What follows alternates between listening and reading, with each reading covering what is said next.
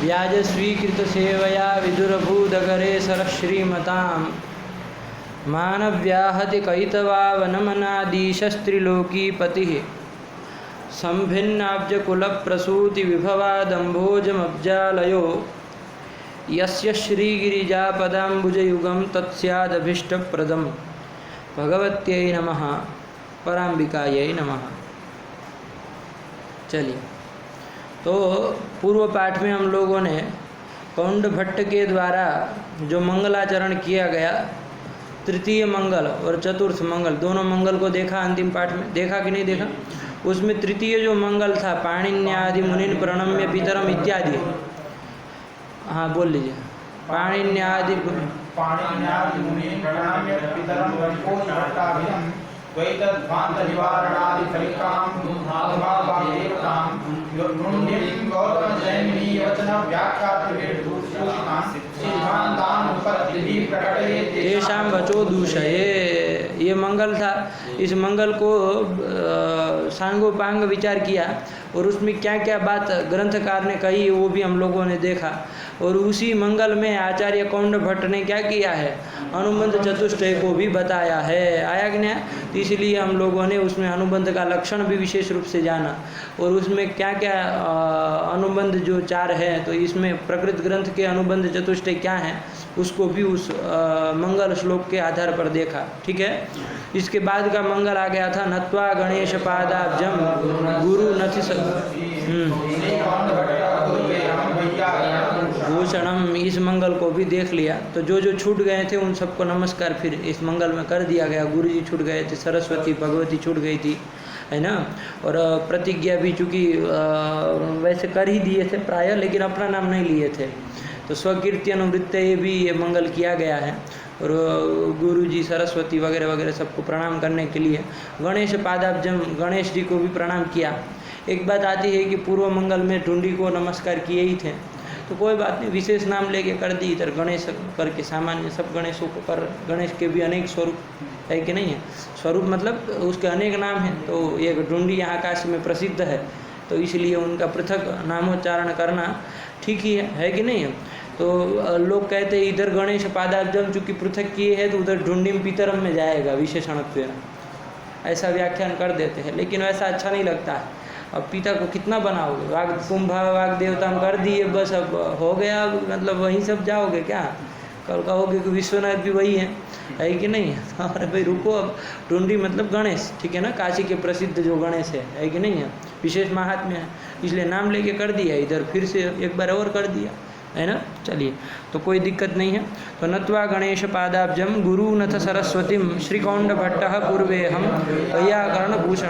और कोई लड़का जो यूट्यूब से पढ़ता है तो वो किसी ने प्रश्न पूछा है, जो भी है मैं जानता नहीं हूँ, उन्होंने कहा कि धातु की परिभाषा क्या है। प्रथम पाठ में चाहे द्वितीय पाठ में पूछा, क्योंकि उधर धातु अर्थ किया ना, नु धातु का अर्थ किया ना, तो धातु की क्या परिभाषा है वो पूछा है। तो मैंने संक्षेप में उत्तर यही दिया कि भुवादयो धातवः सनाद्यंता धातवः। इससे बड़ी और कोई परिभाषा चूँकि नहीं है, अभी तक तो नहीं बनाया है कोई, तो वही कह दी। लेकिन विशेष रूप से हम धातु की परिभाषा का विचार करेंगे। धातुर्थ प्रकरण जब हमको पढ़ना ही है तो उसका परिष्कृत लक्षण भी देखा जाएगा, ठीक है ना। तो उसमें घबराने वाली बात नहीं है। यदि वो पाठ प्रतिदिन सुनते हैं तो उसके लिए ये बात थी। चलिए, बाकी तो सब ठीक ठाक है। अनुबंध तो आप लोग समझ ही गए। अब आगे चलना है। तो देखिए यहाँ से अब कौंड भट्ट के मंगल सब खत्म हुए यहाँ तक, ठीक है ना। 4-5 जितने भी मंगल। भैया वैयाकरण भूषणम में समास कैसे हो जाएंगे? वैयाकरणानाम भूषणम वैयाकरण भूषणम भूषते अनेनिति भूषणम किए थे वहाँ पर व्युत्पत्ति करके करण अर्थ। तो भैया यहाँ पर कर्ता और कर्म मतलब अनुत्व। हाँ, अनुत्व हुआ। तो उधर प्राप्त जो भी प्रश्न रखना है साफ साफ रखो, बिना घबराए, ठीक है ना। उसमें कोई समस्या नहीं है। उसमें यही हमको कहना, उभय प्राप्तों में प्राप्ति ग्रहण सामर्थ्याद उभय प्राप्त इत्यनेन यत्र कर्म विधीयते तसैव कर्मणि च इति सूत्रेण षष्ठी निषिध्यते। षष्ठी समासः सैव निषिध्यते। अत्र तु कर्तृकर्मणोः कृति इत्यनेन समासः जातः तेन तत् न निषिध्यते। कर्तृकर्मणोः कृति इत्यनेन यत्र षष्ठी भवति तस्य षष्ठ्यन्तस्य समासः भवत्येव, नास्ति काचित् समस्या। तद्वक्तव्यमस्ति। अब प्रश्न रखिए क्या कह रहे हैं। सही से रखो, ठीक है ना प्रश्न। उभय प्राप्त कर्मणि सूत्र के द्वारा हाँ मतलब जहाँ कर्ता और कर्म दोनों में जब षष्ठी प्राप्त हो तो उभय प्राप्त कर्मणि सूत्र के द्वारा षष्ठी होती है और कर्म में होती है। हाँ। और कर्मणि च सूत्र के द्वारा जहाँ जब उभय प्राप्त कर्मणि से जहाँ षष्ठी होती है वहाँ कर्मणि च उसका निषेध कर देता है। उभय प्राप्तो कर्मणि से यहाँ षष्ठी हुई है, ऐसा आप कह रहे हैं ना, उससे हुई है। अर्थ क्या है उभय प्राप्तो कर्मणि का? प्राप्ति यस्मिन् कृति तत्र कर्मणि एव षष्ठी स्यात्। बोलो, उसको घटाओ, यहाँ पर घटाओ। ये कृत ऐसा है क्या? उभयो हो प्राप्ति है क्या यहाँ पर? उभयो हो मतलब कयो हो? उभयो कर्तृकर्मणो हो, उभयो हो यत्र प्राप्ति तत्र कर्मणि षष्ठी स्यात्, है ना। घटाओ, यहाँ कौन दो है? कर्ता और कर्म बताओ, कौन दो थे जिसको दोनों को प्राप्त थी? बताओ बताओ ना। दूसरा कहाँ कर्तृवाचक पद है यहाँ पर? और यहाँ कृदंत का योग कहाँ है? यहाँ पर कहाँ कृदंत का योग? तो भूषणम है ही, भूष्यते अनेन इति भूषणम, करणे ल्युट कर दिया तो कर्ण उक्त है, कर्ता भी अनुक्त है, कर्म भी अनुक्त है ना। तो इसलिए वो सोच रहा है कि कर्ता में भी प्राप्त है षष्ठी, कर्म में भी षष्ठी प्राप्त है। लेकिन यहाँ कर्म तो चली वैयाकरण दिख भी रहा है, कर्म में हुआ भी है षष्ठी, है ना। लेकिन कर्तृवाचक पद कहाँ है जी? वहाँ उभयो हो प्राप्ति ग्रहण किया। प्राप्ति से ये होता है यहाँ पर कर्म कर्ता दोनों की प्राप्ति साक्षात सुनी बात। दोनों वो पद होने चाहिए ना, कर्तृ कर्म दोनों कहाँ है यहाँ पर? है क्या? कहाँ है जी? कहाँ से उभय प्राप्त कर्मणि पढ़े? हाँ, तो वही नीचे पूरा लिखा, पूरा नहीं देखे, आधा अधूरा पढ़ के आ गए। देखो नीचे जहाँ से पढ़े वहीं देखो, वो उत्तर लिखे, उत्तर नहीं देखे, बस केवल प्रश्न देख के आ गए। और क्या लिखे पढ़ो, वहाँ दिया ना, वो दिया होगा, प्रभाकर दिए होंगे। वही भैया जो आप बता रहे हैं वही तो प्राप्तिकरण, वही तो कहा है ना, वही वाली चीज़ है। लेकिन देखो उसमें प्रश्न सही से क्या रखा है, वो क्या कहना चाह रहे, उसको एक बार पढ़ लो ना प्रभा को, बस वहीं से दो। कृति से ही होगी। पुष्यते अनेन इति भूषणम करणे ल्युट, ठीक है ना। वैयाकरणानाम भूषणम, वैयाकरण भूषणम, षष्ठी समास किया। अब वो न च करके शंका उठा रहा है, अब इधर उधर की बातें मत करिए, न च करके शंका कर रहा है। अत्र उभय प्राप्तो कर्मणि इति षष्ठी, अभी आके मूंद करके विचार कर रहा है। अभी सिद्धांत आएगा तो यहीं पर लात मारेगा, उभय प्राप्तो कर्मणि से षष्ठी ही नहीं हुई, फिर आगे का पक्ष कोई सुनने वाला ही नहीं है। लेकिन वो अभी सब कुछ भांग खा के बैठा है तो कर रहा है कि भाई अत्र उभय प्राप्तो कर्मणि इत्यनेन षष्ठी तथा च उभय प्राप्तो कर्मणि या षष्ठी सा न समस्यते इत्यर्थक सूत्र है, कर्मणि च नाम का सूत्र है जो षष्ठी समास का निषेध करता है, ठीक है ना। कि उभय प्राप्तो कर्मणि के द्वारा जहाँ कर्मणि षष्ठी होती है वो न समस्यते, उसका अर्थ है। आया कि नहीं आया? तो यही बात है। अब यहाँ पर समास नहीं होना चाहिए, कैसे आपने वैयाकरणानाम भूषणम वैयाकरण भूषणम कर दिया, आया ना? नहीं आया समझ में? उभय प्राप्तो कर्मणि, है ना। क्योंकि वो क्या कहता है कि कर्ता और पहले पूर्व पक्ष दृढ़ता से बनाना चाहिए, ऐसे हल्के फुल्के से नहीं बनाना चाहिए। क्या कहता है? उभय प्राप्तो कर्मणि, अनुक्त कर्ता हो अनुक्त कर्म दोनों में जब षष्ठी प्राप्त हो, यही कहता है ना वो। उभयो हो कर्तृ अनुक्तयो हो कर्तृकर्मणो हो प्राप्तिर यस्मिन् कृति तादृश कृदंत से योगे कर्मणि एव षष्ठी स्यात्, नियम सूत्र है, ठीक है ना। कर्मणि एव षष्ठी स्यात् ये कहता है। तो यहाँ पर चूँकि भूषणम में ल्युट प्रत्यय हमने कर्ण में किया है, तो ना कर्ता भी अनुक्त है, कर्म भी अनुक्त है। तो कर्ता भी अनुक्त, कर्म भी अनुक्त है, तो यहाँ पर क्या कर्तरी षष्ठी भी प्राप्त थी, कर्मणि षष्ठी भी प्राप्त थी। तो उभयो हो प्राप्ति यस्मिन् कृति तादृश कृदंत का योग है ही, भूषणम का योग है ही। तो यहाँ पर कर्मणि एव षष्ठी स्यात्, तो कर्म ये वैयाकरण कर्म है कि नहीं है? अरे वैयाकरणों को भूषित किया जाता है जिसके द्वारा, तो भूषित करने वाला कर्ता कोई और होगा ना, वैयाकरण कर्म हो गया है ना। अब उसको भूषित करने वाले महाभाष्यकार को पकड़ लीजिए, किसी को भी पकड़ लीजिए, है कि नहीं है? तो वैयाकरणानाम भूषणम, भूषणम मतलब भूष्यते अनेन, मतलब वैयाकरणाः भूष्यन्ते अनेन। यदि आप फलितार्थ करने जाएंगे तो यही आएगा ना, वैयाकरणाः भूष्यन्ते अनेन तादृश भूषण सारम अहम कुर्वे। तो वैयाकरण कर्म है कि नहीं है? तो कर्मणि षष्ठी यहाँ पर उभय प्राप्तो कर्मणि से हुई है। तो उभय प्राप्तो कर्मणि से जब षष्ठी हुई और भगवान पाणिनि वाचक कोई भी पद होता उसमें नहीं होगी, क्योंकि कर्मणि एव षष्ठी है कि नहीं है?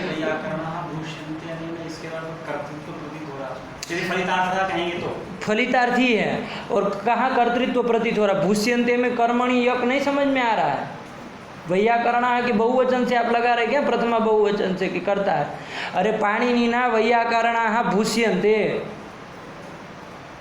तो कौन है कर्ता, पाणिनि है क्या। तो फिर अरे रामेण ग्राम गम्यते कहते हैं तो मतलब ग्राम थोड़ी ना आपका कर्ता हो गया। अरे उक्तत्वाद वहाँ प्रथमा की गई है ना, भूष्यन्ते होने में चूंकि उधर है इसलिए मैं इधर कर्म वो प्रथमा कर दिया। तो क्या हुआ कि पाणिनिना, वाक्य पूरा ये है, पाणिनिना वैयाकरणाः भूष्यन्ते है ना, पाणिनि के द्वारा चाहे वैयाकरणों के सिद्धांत के द्वारा क्या होता है, भूष्यन्ते क्या वैयाकरण है। तो वैयाकरण कर्म है कि नहीं है, कर्ता भूषित करने वाला कर्ता कोई और है कि नहीं। दोनों ल्यूट प्रत्यय के द्वारा क्या है, अनुक्त है, क्योंकि ल्यूट करण में आया, ठीक है ना। ये जो सिद्धांत है वो आपके करण है, भूषण के करण है, सामग्री है। जैसे बाली को मारने में बाण जो थे वो करण है, कर्ता नहीं है, आया कि नहीं आया। तो यहाँ पर ल्यूट प्रत्यय करण में आया, करण उक्त है, कर्ता अनुक्त है और कर्म भी अनुक्त है।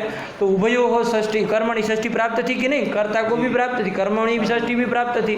तो तत्र कर्मणि एवं षष्ठी भवती, ऐसा करके उभयो यहाँ पर वैयाकरणा नाम षष्ठी की गई है, कर्मणि षष्ठी की गई, किसके द्वारा, उभय प्राप्त हो कर्मणि से। और उभय प्राप्त हो कर्मणि से जो षष्ठी होती है वो न समस्यते, ऐसा कहने वाला एक सूत्र समास में पढ़ा गया, कर्मणि च। उसका अर्थ ऐसा नहीं करना है कि कर्मणि षष्ठी हो तो वो न समस्यते। कर्मणि षष्ठी माने उभय प्राप्त हो कर्मणि सूत्र से विहित यदि कर्मणि षष्ठी है तो वो न समस्यते, आया कि नहीं आया। तो यहाँ वही वाली षष्ठी है, पूर्व पक्षी यही सिद्ध कर दिया ना, है कि नहीं है। यहाँ तो वही वाली षष्ठी है, तो वो क्या है, न समस्यते, समास नहीं होगा। तो कैसे आपने वैयाकरण भूषणम लिख दिया, पूर्वे हम वैयाकरण भूषणम कैसे कर दिए, ये प्रश्न रहा, नहीं समझ में आया। तो इतना तक बोलना था, इसलिए कह रहा हूँ सही से प्रश्न रखो, सही से प्रश्न रखो, है कि नहीं। तो ये रखना। लेकिन अब क्या उत्तर दे रहे, उत्तर देने वाले ने ये कहा कि पंडित जी आपने ध्यान नहीं दिया, उभय प्राप्तो कर्मणि का सही से अर्थ लगाओ, कैसे षष्ठी कर दी है उससे। यहाँ पर उभय प्राप्तो कर्मणि इत्यस्य कर्तृकर्मवाचकयोः उभयोः प्रयोगे एव प्राप्ति ग्रहण सामर्थ्यात् प्रवृत्तिया, है कि नहीं। कर्तृवाचक कर्मवाचक पद यदि उपादान हुआ है तभी वहाँ पर उभयोः प्राप्ति मिलेगी। एक नहीं है तो उभयोः प्राप्ति कहाँ मिलेगी जी, नहीं ना मिलेगी। उभयोः प्राप्ति लिख रहा है, प्राप्ति से ये नहीं समझ में आ रहा। केवल उभयोः कह दिया होता तो चलिए एक का प्रयोग न भी हुआ होता तो भी उभयोः, चूंकि करण में ल्यूट हुआ है और उभय चूंकि दोनों कर्ता और कर्म अनुक्त है तो उभयोः कर्मणि एवं स्याद अर्थ कर लेते। लेकिन उभयोः प्राप्तौ, उभय प्राप्तौ लिखा है तो प्राप्ति शब्द सामर्थ्य से क्या आ रहा कि उभय कर्तृवाचक पद कर्मवाचक पद उभय का यदि उपादान है और उसको उभय को यदि षष्ठी प्राप्त है तो कर्मणि षष्ठी ही होगी। अब यहाँ कर्मवाचक पद तो उपलब्ध है, कर्तृवाचक पद कहाँ है जी, नहीं ना है, कोई पाणिनि आदि पद नहीं ना दिया है, तो नहीं है, इसलिए यहाँ पर उभय प्राप्त हो कर्मणि का अवकाश ही नहीं है। तो फिर किससे षष्ठी हुई है, कर्तृकर्मणोः कृति से हुई है।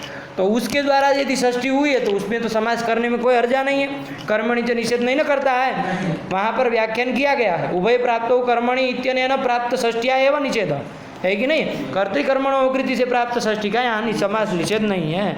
यही बात कह दिया कि कर्तृकर्मवाचकयोः उभयोः प्रयोगे एव प्राप्तिग्रहण सामर्थ्यात् प्रवृत्त्या अत्र कर्तृकर्मणोः कृति इत्यनेनैव षष्ठी विधानात्, आया कि नहीं आया। और इसी उत्तर आपका अथ शब्द, इसीलिए अथ शब्दानुशासनम बना आपका, वरना भाष्य के पहली पंक्ति में आपका जबड़ा पकड़ लेते कि आगे बढ़ते प्रथम अथ शब्दानुशासन, शब्दानाम अनुशासनम शब्दानुशासनम, अनुशासनम में आपने ल्यूट कर दिया। कौन ल्यूट किया है, अनुशिष्यते अनेन इति अनुशासनम, है ना, करण में किया कि नहीं किया। तो अनुशासन में करण में ल्यूट है, वहाँ शब्द कर्म का अनुशासन ऐसा है ना, शब्द कर्म का अनुशासन है। तो शब्द कर्म था कि नहीं था, वहाँ कर्मणि षष्ठी हुई, उभयो प्राप्ति कर्मणि, जैसे पूर्व पक्षी कह रहा है उभय प्राप्त कर्मणि से हुई है, क्योंकि ल्यूट के द्वारा तो कौन करण उक्त था, कर्ता और कर्म दोनों अनुक्त थे, आया कि नहीं। कर्ता पाणिनि जी है चाहे महाभाष्यकार है, और कर्म आपका शब्द है, ये दोनों क्या है? अनुक्त है। तो अनुक्त है तो इसलिए कर्तरी षष्ठी भी प्राप्त थी, कर्मणि षष्ठी भी प्राप्त थी, तो उभय प्राप्त हो कर्मणि एवं षष्ठी। तो शब्दानाम में कर्मणि षष्ठी कर दी, शब्दानाम अनुशासनम बन गया। अब इधर समास करने जाओगे तो कर्मणि च रोकेगा, क्योंकि उभय प्राप्त कर्मणि से कर्मणि षष्ठी होती है, तो वहाँ पर षष्ठी समास नहीं होता है। तो शब्दानुशासनम भगवान भाष्यकार ने गलत बना दिया। फिर भाष्य संगत होगा कि नहीं होगा? तो फिर भाष्य नहीं ना बन पाएगा वो पंक्ति। तो इसलिए क्या उत्तर वहाँ पर भी यही समाधान दिया जाता है कि पंडित जी उभय प्राप्तो कर्मणि इत्यनेन षष्ठी कर्मणि षष्ठी तत्रैव विधीयते यत्र कर्तृकर्मवाचक पदयोः उभयोः प्रयोगो भवति यत्र च अन्यतरस्यैव प्रयोगः अन्यतरस्य प्रयोगो नास्ति इति इत्यवस्थायां तत्र उभय प्राप्तिरेव नास्ति, उभय प्राप्तिरेव नास्ति। अत्र कर्तृवाचकं पदं कुत्र अस्ति? अथ शब्दानुशासनं कुत्र अस्ति? कर्तृवाचकं पदं नास्ति एव नु। तो नास्ति एव चेत् उभय प्राप्तिरेव नास्ति, प्राप्तिर्नास्ति चेत् अत्र उभय प्राप्तो कर्मणि इत्यनेन षष्ठी न भवति। केन भवति चेत् कर्तृकर्मणोः कृति अनुक्ते कर्मणि षष्ठी स्यात् कृदन्तस्य योगे, तो शब्दानाम् इति षष्ठी जाता। इदानीं तस्य निषेधः कर्मणि च इति सूत्रेण न भवति, न भवति नु न भवति चेत् इदानीं समासः शब्दानाम् अनुशासनं शब्दानुशासनं। फिर आगे करते रहिए, केशाम शब्दानाम लौकिकानाम वैदिकानाम, है कि नहीं? लेकिन समास हमने बना दिया तो वही लिख रहा अतएव अथ शब्दानुशासनम इति भाष्य प्रयोग संगच्छते।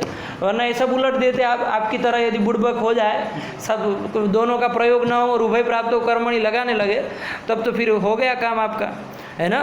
और फिर आगे थोड़ा लिख दिए छोटे से, अयम श्लोको बहुषु पुस्तकेषु नोपलभ्यते, ये भी नहीं बहुतों में उपलब्ध हो रहा है। चलिए आपके प्रति में हो गया, अच्छा किया आप व्याख्यान कर दिए।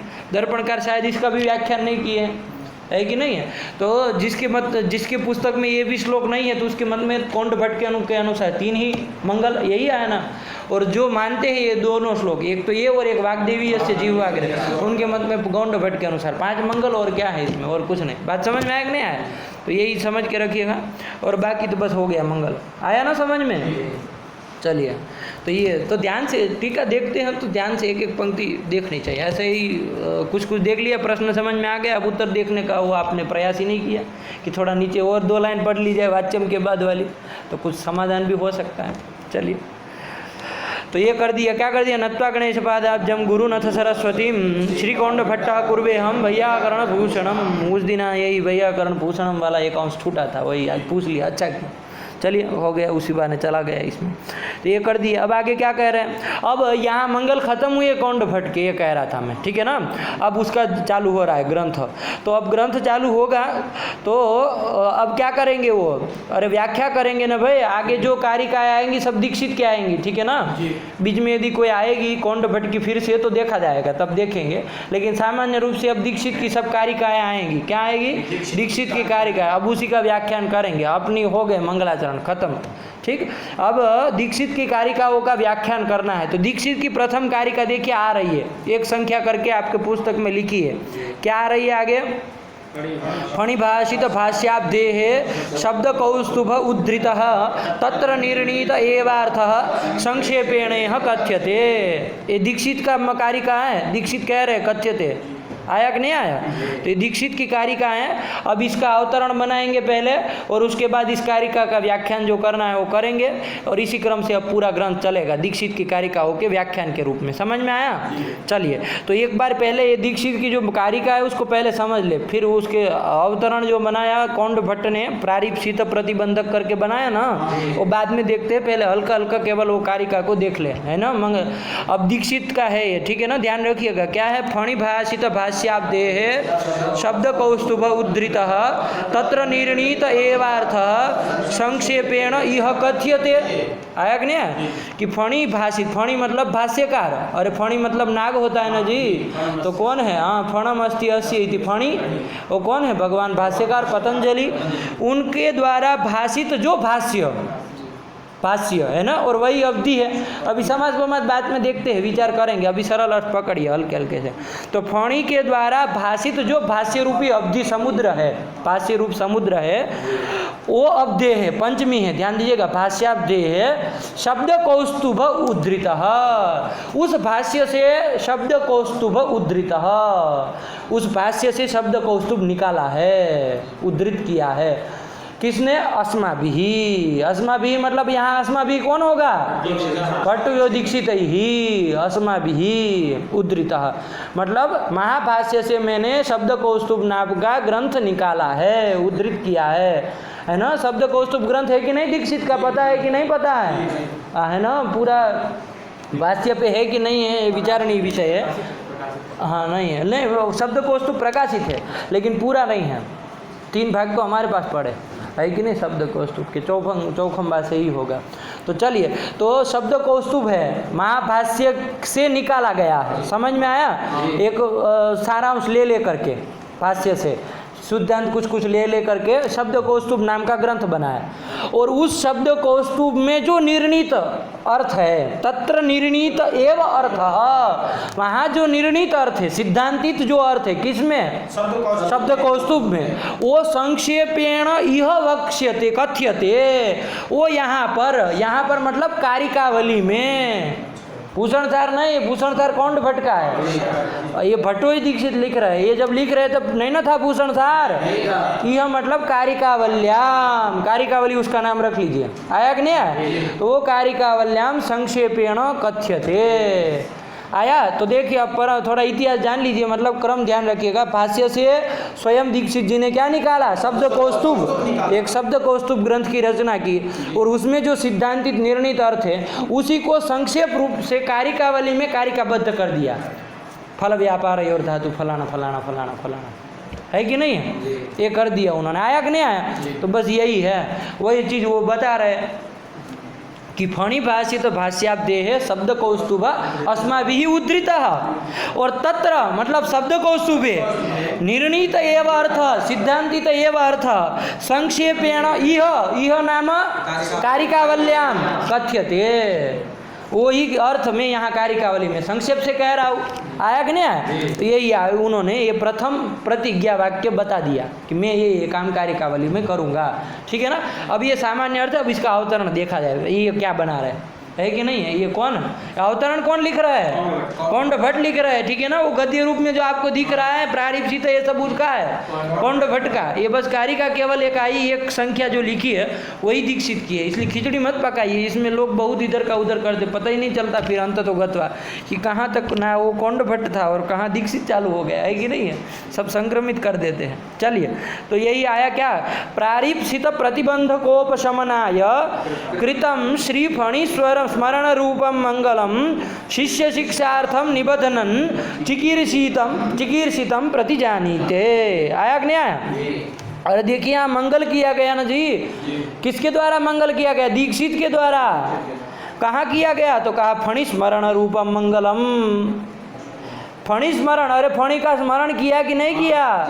क्या लिखे थे? फणी भाषित नमस्कार वमस्कार नहीं किया है पंडित जी, फणी का केवल स्मरण मात्र किया है, बस याद मात्र किए हैं कि फणी के द्वारा जो भाषित जो भाष्याब्दी उससे मैंने शब्द को तुम निकाला, तो याद कर लिए कि नहीं कर लिए? है कि नहीं है? तो वही फणी स्मरण, और उसका स्मरण करना भी एक मंगल ही होता है, ध्यान दीजिएगा, है ना। स्मरण करना भी एक मंगल है कि नहीं है? तो श्री फणी, श्री जोड़ दिए कोई बात नहीं, श्री फणी स्मरण रूपम मंगलम कृतम। क्यों कृतम भाई? प्रश्न होगा कि नहीं होगा? तो देखिए आगे चतुर्थी अंत आपका उत्तर दिया है क्या? प्रारीप्सित, अरे आगे नहीं पहले, प्रारीप्सित प्रतिबंधकोपशमनाय कृतम मंगलम। आया कि नहीं आया? प्रारीप्सित, प्रारीप्सित मतलब प्रारब्धुम इष्ट, प्रारीप्सित मतलब प्रारीप्सित हो जाएगा ना, प्रारब्धुम इष्ट प्रारीप्सित। प्रारब्धुम इष्ट कौन है? अरे ग्रंथ है ना, प्रारंभ करने की इच्छा का विषय कौन है ना? अरे ग्रंथ को प्रारंभ करने की इच्छा हुई ना, तो प्रारंभ करने की जो इच्छा उसका विषय कौन है? ग्रंथ है ना, कारिकावल्यात्मक ग्रंथ है ना। दीक्षित का अवतरण बना रहे, ध्यान दीजिएगा। तो प्रारिप्सित मतलब प्रारब्धुम इष्ट, है ना। तो प्रारब्धुम इष्ट, प्रारंभ करने की इच्छा का विषय जो आपका ग्रंथ है, तस्य यत् प्रतिबंधकम, तस्य यावंत, ये प्रतिबंधकाः, एक तो थोड़ी ना होगा, बवाली लोग तो है ही, सबको प्रतिबंधक पकड़े ही होंगे ज़्यादा। तो प्रारिप्सित हो गया, प्रारिप्सित बराबर ग्रंथ। प्रारब्धुम इष्ट जो ग्रंथ है वही प्रारिप्सित बराबर ग्रंथ।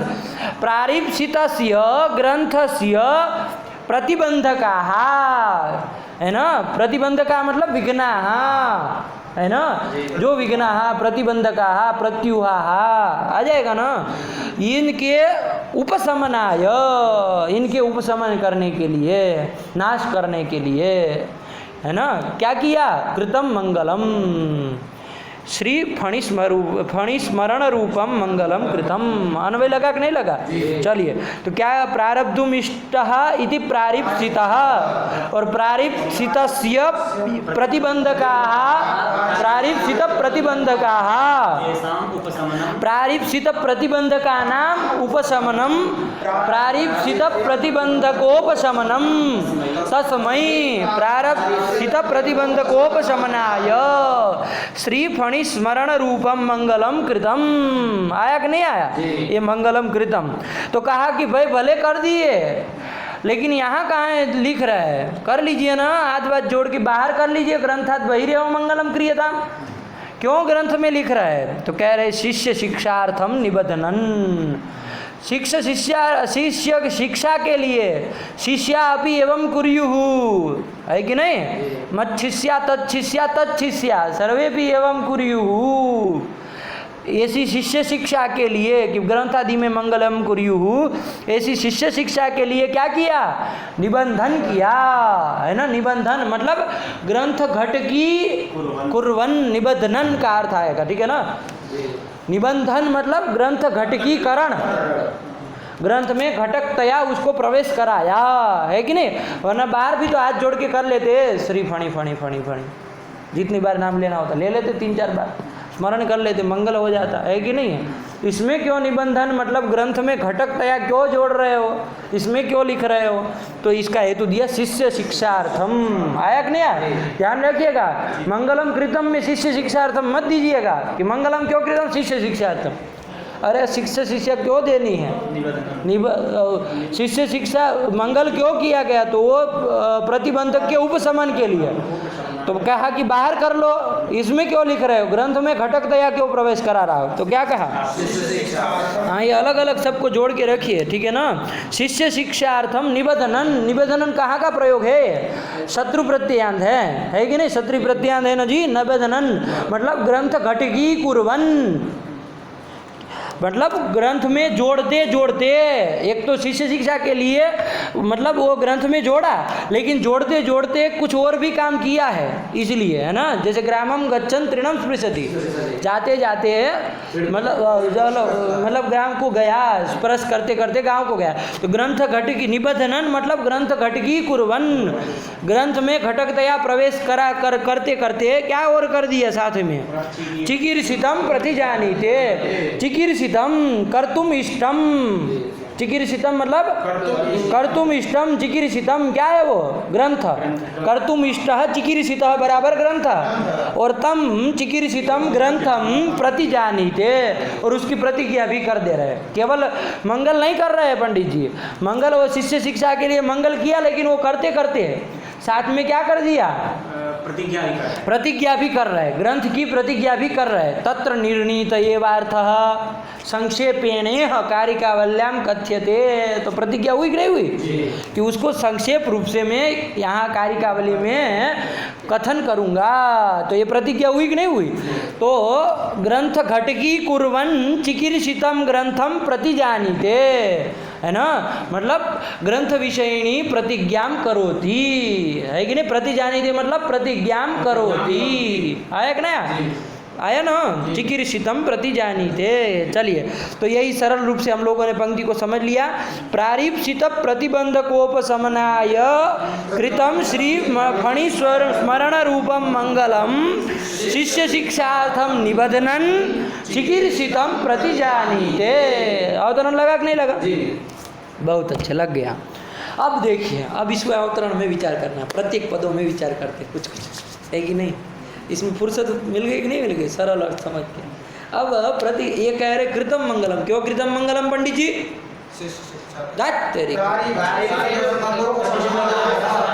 अब अंड बंड नहीं चलेगा पंडित जी, है कि नहीं? ध्यान से बोलना है, सावधानी पूर्वक। कुछ ग्रंथ विशेष विचार करने जा रहा है, क्या बताया? क्यों कृतम मंगलम? प्रारीप्सित जो ग्रंथ है उसके जो प्रतिबंधक, क्योंकि वो प्रारीप्सित ये ग्रंथ तो है लेकिन उसके प्रतिबंधक भी तो बहुत सारे होंगे, तो वो प्रतिबंधक के उपशमनाय नाशाय कृतम मंगलम ये कहा। बहुत अच्छे। इसका मतलब मैंने आपको शुरुआत में सबसे पहला मंगल जब आपको पढ़ाया श्री लक्ष्मी रमणम नवमी वाला, उस समय मैंने आपके सामने एक जिक्र किया था कि यहाँ मंगलवाद में दो पक्ष चलते हैं। मंगलम समाप्तिम प्रति कारणम, मंगलम विघ्नध्वंसम प्रति कारणम इति मतद्वयम अत्र वर्तते प्राचीनानाम नव्यानाम च। है कि नहीं है? दो मत है किस लिए मंगल किया जाए। समाप्ति के लिए, बहुत लोगों ने कहा प्राचीनों ने कहा समाप्ति के लिए किया जाए, है ना। क्या कहा? ग्रंथ की समाप्ति हो जाए इसलिए मंगल किया जाता है। नवीय लोग उनके बाद में आए, उन्होंने कहा हटाओ सब, समाप्ति के लिए मंगल। अरे बुद्धि होगी तो कर लेगा, अपना खोपड़ी होगी कुछ डाला होगा तो कर लेगा। समाप्ति तो बुद्धि प्रतिवादी कारण कलापात, समाप्ति तो बुद्धि प्रतिवादी रूप कारण कलाप से होगी कि नहीं होगी? यदि मान लीजिए बुद्धि ही नहीं है उसके पास और हजारों मंगल करे ग्रंथ लिखा जाएगा कभी? कारिकावली चाहे भूषण सर कोई ना नहीं लिखा जाएगा। तो समाप्ति के प्रति तो बुद्धि प्रतिभा ही कारण है, वो तो चाहिए ही चाहिए, है ना। तो वो तो उससे होगा। ये मंगल समाप्ति के लिए नहीं किया जाता, समाप्ति तो बुद्धि प्रतिभा से होगी, है कि नहीं? तो फिर मंगल क्यों? तो कहा विघ्न ध्वंसाय मंगलम, है ना, मतलब विघ्न ध्वंसम प्रति मंगलम कारणम। तो मंगल कारणता जो है वो किसके प्रति है? विघ्न ध्वंस के प्रति। नवियों का मत है विघ्न ध्वंस के प्रति। अब ये पंडित जी आपके लिख रहे हैं प्रारीप्सित प्रतिबंधकोपशमनाय, इससे कौन सा मत लिया उन्होंने? मतलब कौन सा मत? मंगल किसके प्रति? हाँ, मंगल विघ्न ध्वंस निष्ठ कार्यता निरूपित कारणतावत मंगलम, इसी पक्ष को लेकर के बनाए ना। अरे विघ्न ध्वंस के प्रति मंगल कारण है, यही मत लिए ना जी। नवियों का मत लेकर के चल रहे, ध्यान दीजिएगा, है कि नहीं है? तो वही नवियों का मत लेके बता दिए। तो इससे ये समझने वाली बात है, आप लोगों को ध्यान में रखना चाहिए, ठीक है ना। क्योंकि ये भी मानते हैं कि समाप्तिस्तु बुद्धि प्रतिभादि कारण कलापात, है ना, बुद्धि प्रतिभा इत्यादि और भी ये सब कारण कलाप, कारण कूट, कलाप मतलब कूट, कलाप मतलब और कोई कला नहीं करनी आपको। कारण कलाप मतलब कूट, कारण कूट से होगी, बुद्धि होगी, प्रतिभा होगी वगैरह वगैरह आदि से क्या लेते जाते हैं देखना, है ना। वहाँ मुक्तावली में जाना, मुक्तावली में लिखा समाप्तिस्तु बुद्धि प्रतिभादि कारण कलापात, वहाँ देखना टीका में दिन कर दिया होगा आदि इतने ना, तो देखना, ठीक है ना, क्या आदि से लिया। लेकिन वो सब कारण कूट से समाप्ति हो जाएगी, उसके लिए मंगल आवश्यक नहीं है। मंगल तो विघ्न ध्वंस के लिए ही आवश्यक है, ये उन्होंने नवियों ने सिद्ध किया। वही नवियों का मत इन्होंने भी रख दिया कि भाई मंगलम कृतम, क्यों कृतम? तो कहा प्रारीप्सित जो ग्रंथ है उसके प्रतिबंधकोपशमनाय, ये नहीं कहा प्रारीप्सित समाप्त है, ऐसा नहीं कहा। प्रारीप्सित जो ग्रंथ है उसकी समाप्त है, ऐसा नहीं कहा। ऐसा न कह करके प्रतिबंध को समनाया कह रहे हैं, मतलब उनको भी नविया का भूत चढ़ा हुआ है कि नहीं। चलिए, तो चलिए हम लोग बनाएंगे ना, प्राचीनों को बाद में बनाएंगे, अभी नवियों का चलिए इन्होंने माना, आया ना। प्रारीप्सित प्रतिबंध को उपशमनाय कृतम मंगलम, ये हो गया। अब क्या मंगल कर रहे हो भाई? दुनिया में हम अभी तक सीखते आ रहे हैं, जब से छोटे तब से रटाया जा रहा है हम लोगों को कि मंगल 3 प्रकार के होते हैं। एक तो कहा जाता है कि नमस्कारात्मक, दूसरा कहा जाता है आशीर्वादात्मक, और तीसरा कहा जाता है वस्तु निर्देशात्मक। और यहाँ आप मंगलम मतलब कैसा मंगलम? तो श्री फणि स्मरण रूपम मंगलम। ये कौन मंगल होता है जी? न इसमें नमस्कार है, न आशीर्वाद है, न वस्तु निर्देश है, कुछ नहीं। वस्तु निर्देश भी नहीं, कहाँ वस्तु निर्देश कुछ है?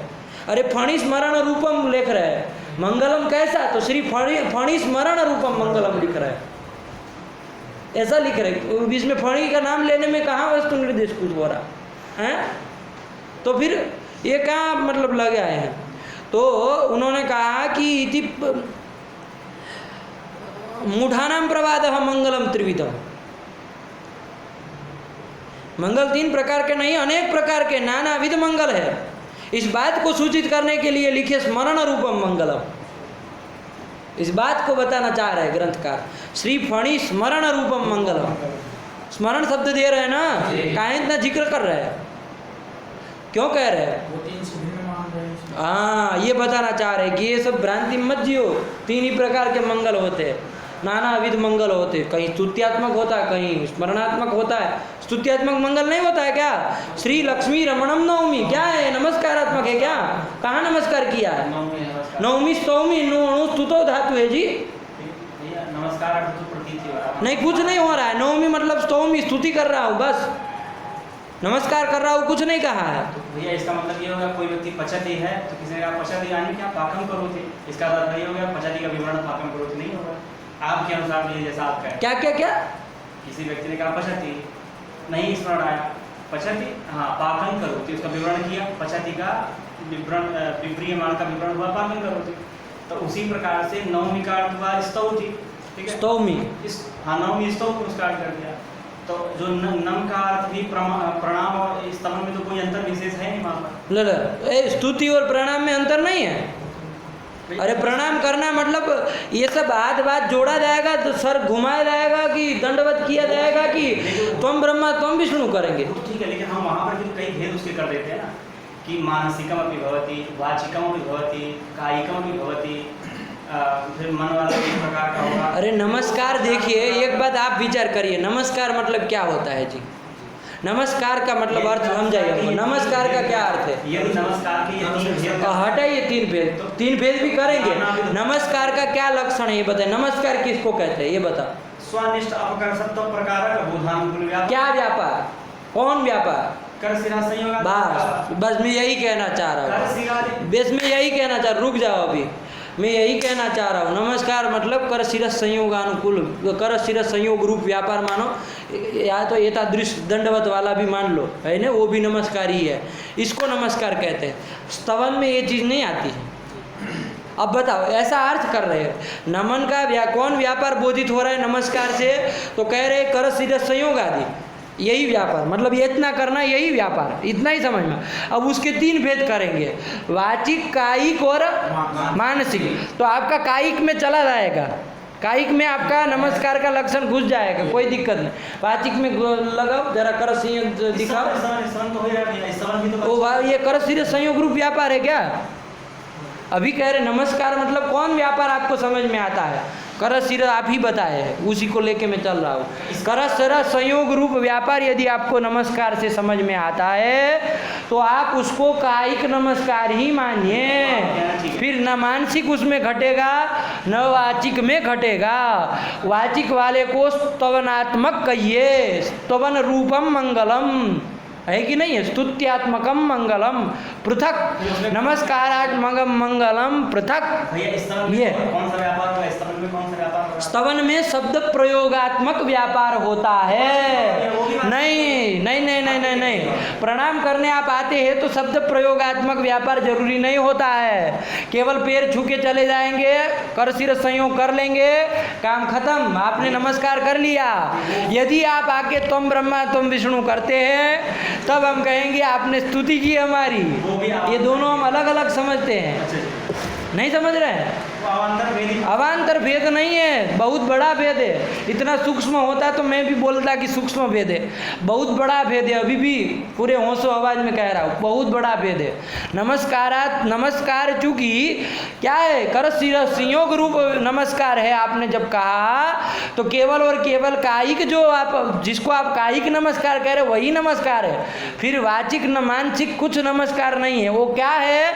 तो वाचिक आपका जाएगा स्तुत्यात्मक मंगल में जाएगा, वो जाएगा आपका जो वो है वो चिंतनात्मक मंगल में जाएगा, जो मानसिक कह रहा है ना। ना वो नमस्कार मत कहिए, वो दोनों अलग प्रकार के मंगल हो गए। अयम विवेक है कि नहीं, मंगल विषय तो अलग है वो दोनों मंगल। आया कि नहीं आया? तो श्री लक्ष्मी रमणम नवमी ये भी क्या है?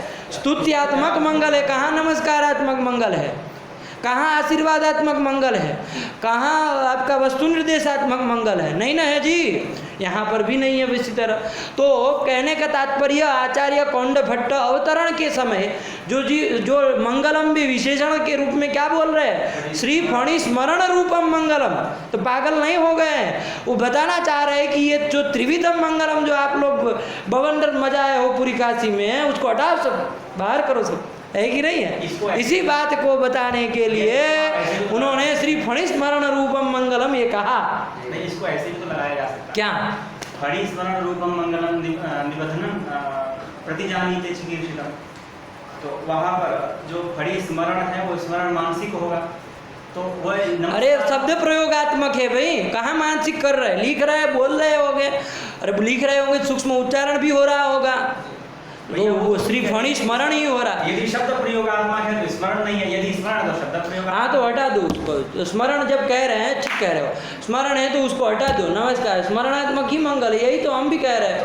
भैया स्मरणात्मक मंगल है तो हम कहते हैं कि भाई नमस्कार का ही आप 3 भेद कर दीजिए, नाना विध होता। अरे नमस्कार जब सामान्य आप द्रव्य के लक्षण बनाएंगे, गुणवत्वम द्रव्यस्य लक्षणम, और आपका वो पृथ्वी में नहीं जा रहा है तो वो यदि पृथ्वी में नहीं जा रहा है तो क्या कहेंगे, पृथ्वी द्रव्य नहीं है, क्योंकि हम तो लक्षण से ही जानते हैं कि भाई कौन क्या पदार्थ है, हम और कहाँ किसको पूछने जाएंगे, हम तो आप लक्षण बोलेंगे उसके अनुसार हम देखेंगे कि भाई इसे कौन है, गुणवत्तम द्रव्य से लक्षणम, तो हम देखेंगे कि भाई गुणवान कौन कौन है, तो जितने होंगे उसमें पकड़ेंगे, पृथ्वी है तो पकड़ेंगे, यदि गुणवती वो नहीं है तो उसको हटा के बाहर करेंगे, हटाओ इसमें 9 द्रव्यों में से, यही कहेंगे ना कि नहीं कहेंगे, यही कहेंगे। उसी प्रकार नमस्कारात्मक मंगल के 3 भेद आप बता रहे हैं, तो वो 3 भेद तो आप बताएंगे, लेकिन नमस्कार सामान्य का भी तो कोई लक्षण आपने बताया, वो सामान्य जो लक्षण है, जैसे द्रव्य सामान्य का लक्षण 9 द्रव्यों में घटना चाहिए, उसी तरह नमस्कार सामान्य का जो लक्षण है उसके जो त्रिविध भेद है उसमें घटना चाहिए कि नहीं घटना चाहिए, घटना चाहिए। अब आपको पूछा जाएगा नमस्कार सामान्य का लक्षण क्या है, तो आप कहेंगे करस शिरस संयोग रूप व्यापार।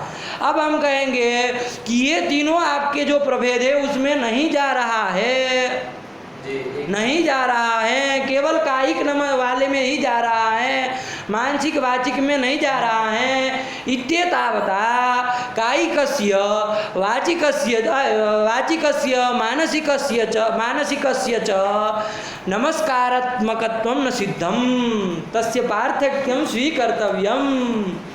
क्या कहेंगे वो? आपके इसमें भैया अनंत दोष है, आपके इसमें अनंत दोष है। अनंत कुछ नहीं होता है, नाना विध मंगल, हम स्वयं कह रहे दोष कहाँ है जी।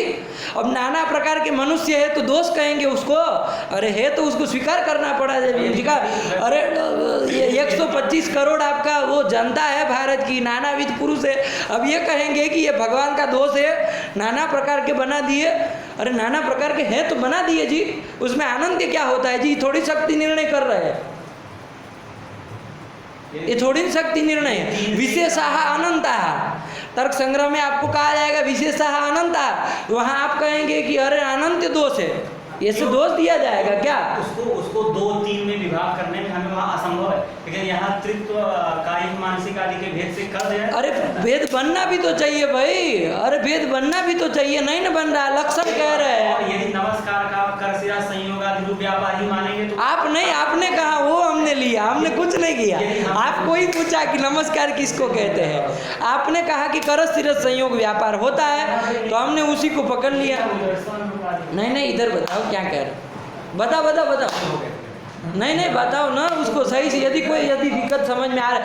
मैंने तो तुमने जो लक्षण बताया, या तो तुम नमस्कार का लक्षण परिवर्तन करो, जो तुमने पहले प्रतिज्ञा करके छोड़ गए कि भाई नमस्कार मतलब हुआ कि भाई कर शिरस संयोग हो गया, ऐसा कोई व्यापार बताओ कि जिसमें सब संग्रहित हो, ऐसा बताओ। चलो अभी बताओ नमस्कार का वो लक्षण बताओ। स्वानिष्ठ अपकर्षत्व प्रकार बोधानुकूल व्यापार, कौन सा व्यापार ये बताना नहीं पड़ेगा, बस केवल व्यापार कहेंगे तो ऐसे थोड़ी नहीं चलेगा, फिर तो खानदान रूप व्यापार भी नमस्कार हो जाएगा। व्यापार बताओ ना, कौन सा व्यापार, वही तो पूछ रहे हैं। नमस्कार मतलब व्यापार, कौन सा व्यापार कहना चाह रहे हो? तुमने कहा कि नमस् शिरस संयोगानुकूल व्यापार, तो मैंने कहा वही एक कायिक ही होगा, दूसरे दोनों में घटेगा नहीं, इसलिए उसको हटाओ, नमस्कारात्मक मत कहो। अब तुम कह रहे हो कि नहीं हमको 3 भेद करने ही है, तो मैं कह रहा हूँ कि चलो तुमको छूट दी जा रही है, अभी नमस्कार कौन सा व्यापार है बता दो, ऐसा बताना कि तीनों में जाए। क्या बताओगे? जैसे पचती का काहे पचती में घुस रहे, इधर बताओ ना, नमस्कार का बताओ। मैं दृष्टांत देके फिर दृष्टांत में उसका वो कहेंगे। अरे दृष्टांत की आवश्यकता नहीं है, वो पचती पाकम करोति सब में समझ रहा हो, उसको तुम केवल यहाँ पर नमस्कार मतलब कौन सा व्यापार ये बता दो मुझे, थोड़े से हल्के से बताओ। स्वनिष्ठा प्रकर्षत्व प्रकारक बोधानुकूल व्यापार। बोधजनक व्यापार, लेकिन वो व्यापार कौन सा व्यापार बताना पड़ेगा ना पंडित जी। वही तो बात है, वो व्यापार कई प्रकार, मानसिक व्यापार भी हो जाएगा, कायिक व्यापार भी हो जाएगा और वाचिक व्यापार भी हो तो जाएगा। एक निर्धारण तो करना पड़ेगा ना भाई, नमस्कार मतलब कौन सी क्रिया, कुछ तो बताना पड़ेगा ना जी। वो क्रिया का कौन सा व्यापार? कहीं स्तुद समानार्थक धातु हो, सब क्रिया यदि तुम कह रहे हो तब तो फिर भवती भी नमस्कार है, पचती भी नमस्कार है, बताना पड़ेगा ना भाई कौन सा व्यापार नमस्कार। निष्ठा प्रकर्षत्व प्रकार बोधानुकूल व्यापार की प्रतीति ही नहीं हो रही, वहां पर तो सत्तात्मक व्यापार प्रतीत हो रहा है, सत्तानुकूल व्यापार, आत्मधारणानुकूल व्यापार भवती में प्रतीत हो रहा है भैया। इसका तात्पर्य ये हुआ कि तीन प्रकार भेद करके नमस्कारात्मक, तो वही एक बार वो तो ना इतना ज़्यादा जो बोल रहे हो उसकी जगह इतना बोलो ना भाई, वो व्यापार कौन सा वाला व्यापार है भाई, इतना बोलने में क्यों तुम हर जगह आगे पीछे सब जोड़ रहे हो, इतना ज़्यादा है कि नहीं है। अभी वो भी परिमार्जनीय है, उसका भी अभी परिमार्जन करना है। जो तुम पहले जो अनुकूल बोध जो बोल रहे हो ना जितना, वो अभी उसमें भी बहुत उसमें दोष आएंगे, उसको अभी में छोड़ दे तो परिष्कार किया ही गया होगा उसमें, तो उसको करेंगे, उसको भी बाद में करेंगे उसको। लेकिन इतना सारा जो बोल रहे उसकी अपेक्षा केवल व्यापार कौन सा व्यापार है बोल दो ना तो खत्म हो बात। नमस्कार मतलब कौन सा व्यापार, अभी तो बोल दिए थे करो सिरो सहयोग, अब नहीं बोल रहा है क्योंकि उसको पता चल गया कि काई को ही आएगा, ऐसे बोलेंगे तो इसलिए बोलना नहीं है, बस केवल तीन भेद करने हैं। तो ऐसे कैसे मैं करने दूँ बताओ। अरे तीन भेद आपको किसी के करने हैं तो आपको ऐसा लक्षण बनाना पड़ेगा जो तीनों में जाए, है कि नहीं, और अतिरिक्त में ना जाए। पता चला कि अतिव्याप्ति भी दी जाएगी, है कि नहीं, बोलो भैया। स्वनिष्ठा प्रकर्षत्व प्रकार बोधानुकूल व्यापार है, जैसे वहां पर विकलित अनुकूल व्यापार होता है, उस व्यापार के अंतःपाती भूतकारत्व, आधा संतारणत्व, चुल्लू परिधारणत्व आदि आ जाता है। उसी प्रकार से यहाँ पर भी स्वनिष्ठा प्रकर्षत्व प्रकार बोधानुकूल व्यापार है, तद अंतःपाती मानसिक, कायिक और वाचिक होने वाली क्रिया भी आ जाएगी। हमारा इतना मात्र कहना है।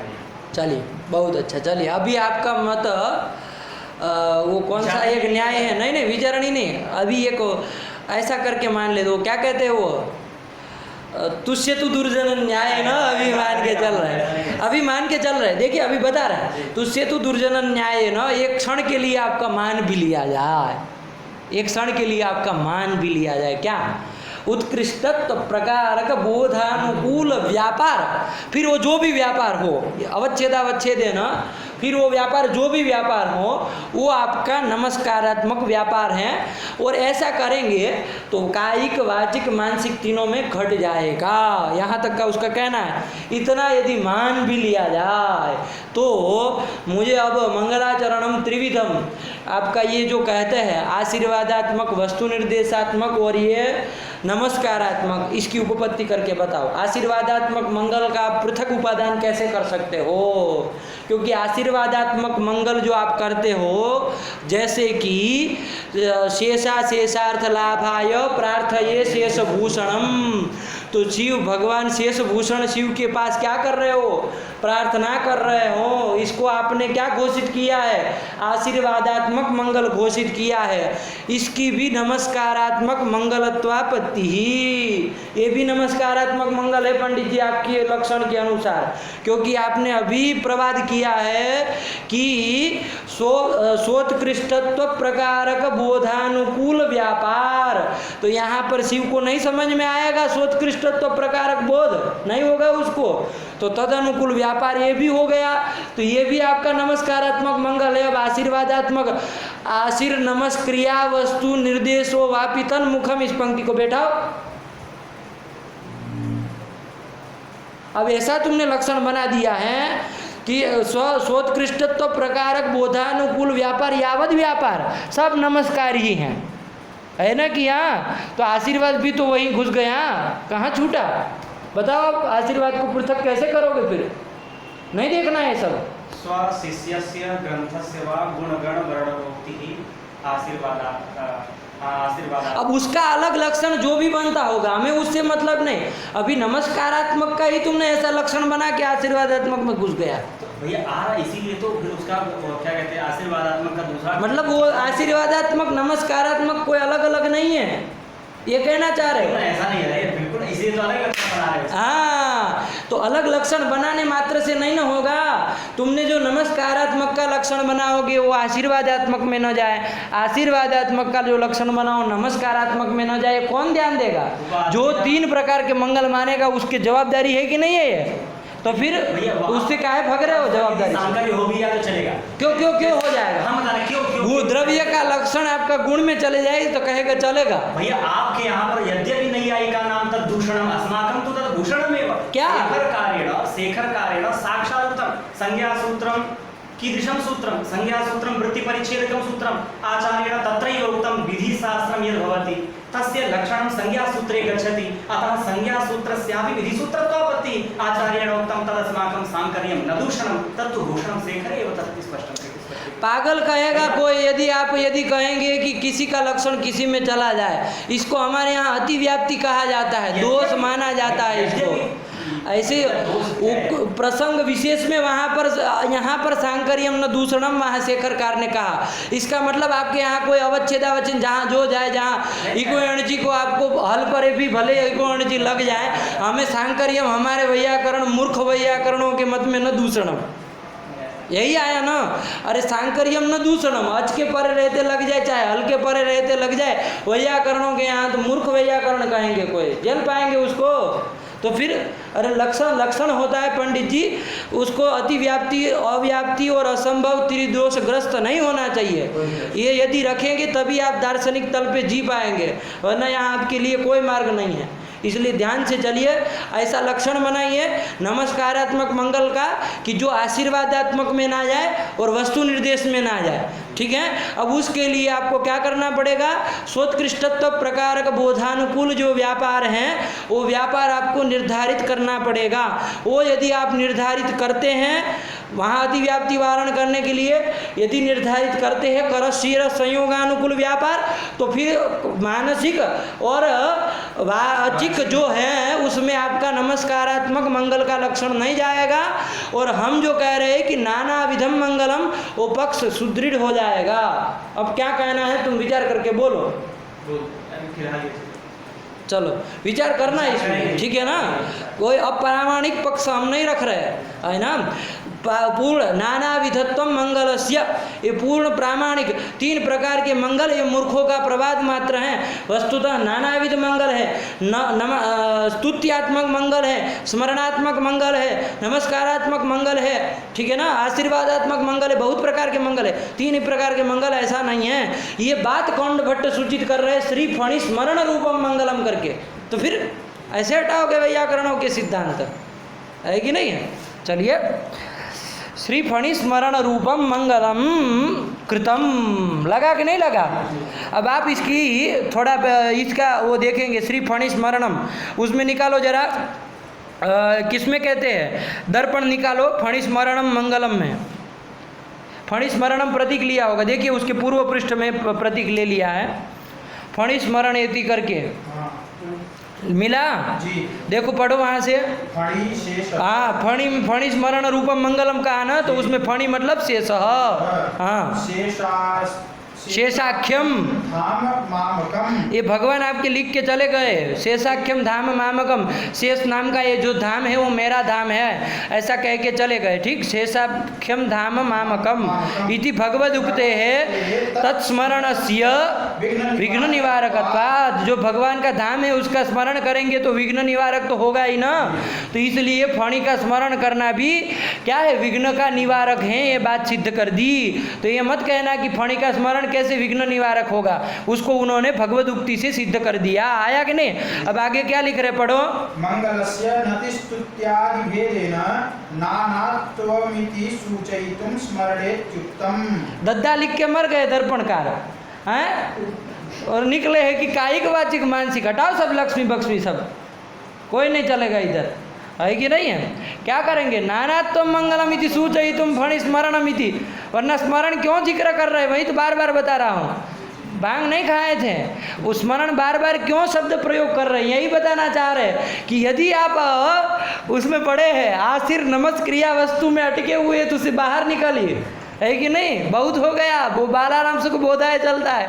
3 प्रकार के मंगल है कि नहीं। बालकों को सीधे कहा जाए अनेक प्रकार के मंगल तो घबरा जाएंगे, उनको नाना ना वो अनंत अनंत दिखेगा तो घबरा जाएंगे ना जी, तो उनके लिए दोष होगा, है कि नहीं। लेकिन जो व्युत्पन्न यदि आप हो गए हैं तो नानात्वम इति सूचयितुम श्री फणिस्मरण रूपम इति उक्तम, लगा कि नहीं। नति स्तुत्यादि भेदेन, नमनात्मक, स्तुत्यात्मक आदि से, नमस्कारात्मक आदि से, आशीर्वादात्मक, वस्तु निर्देशात्मक सब ले लो, है कि नहीं। ये सब इति भेदेन नानात्वम इति सूचयितुम स्मरण इत्युक्तम, आया कि नहीं आया। चलिए लगाइए दर्पण। हाँ तो हो गया।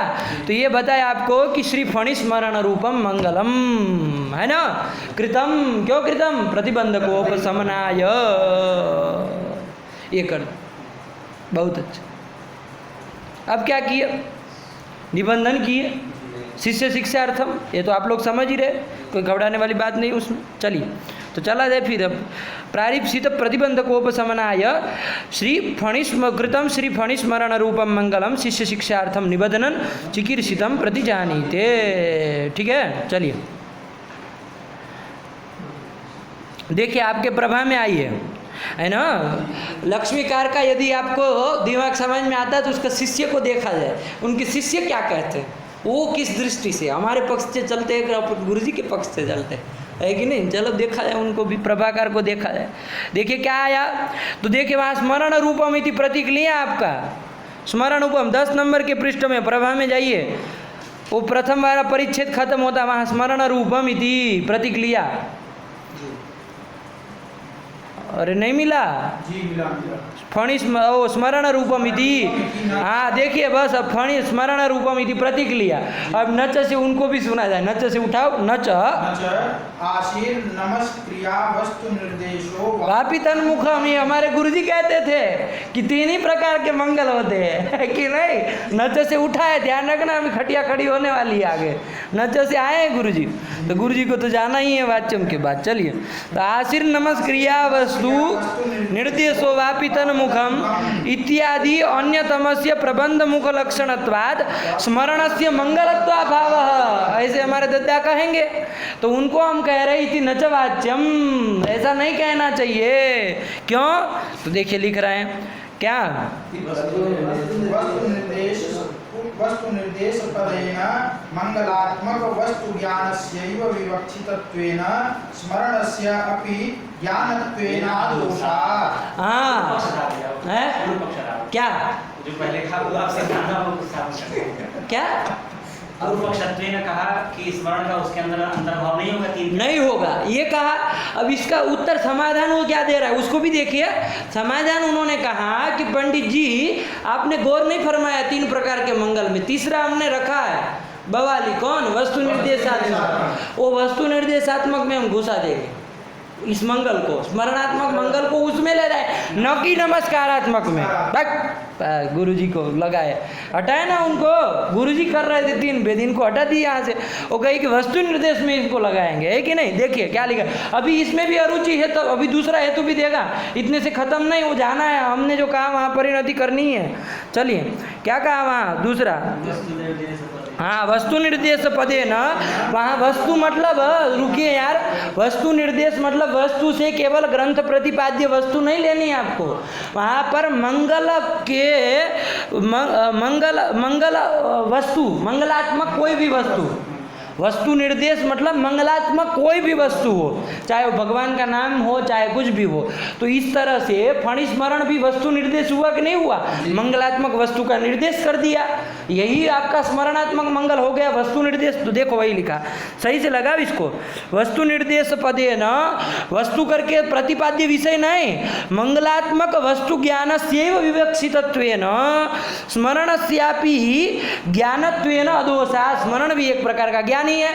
और कैसा ज्ञान, तो वस्तु मतलब मंगलात्मक वस्तु फणी हो गए, उसका निर्देश मतलब ज्ञान ये हो गया, तो स्मरणात्मक मंगल ये वस्तु निर्देशात्मक मंगल ही हो गया, तो इसलिए अंतर्भाव हो गया, तो कोई आपत्ति नहीं है। ऐसा किया।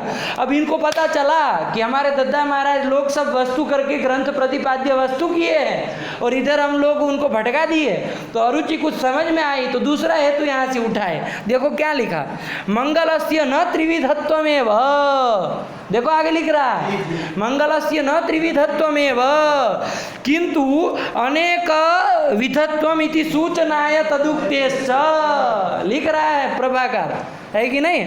आपका दर्पण भी लिखा, प्रभा भी लिखा, तो कहाँ है आप लोग त्रिविधत्व में अटके हैं, है कि नहीं है? आया कि नहीं?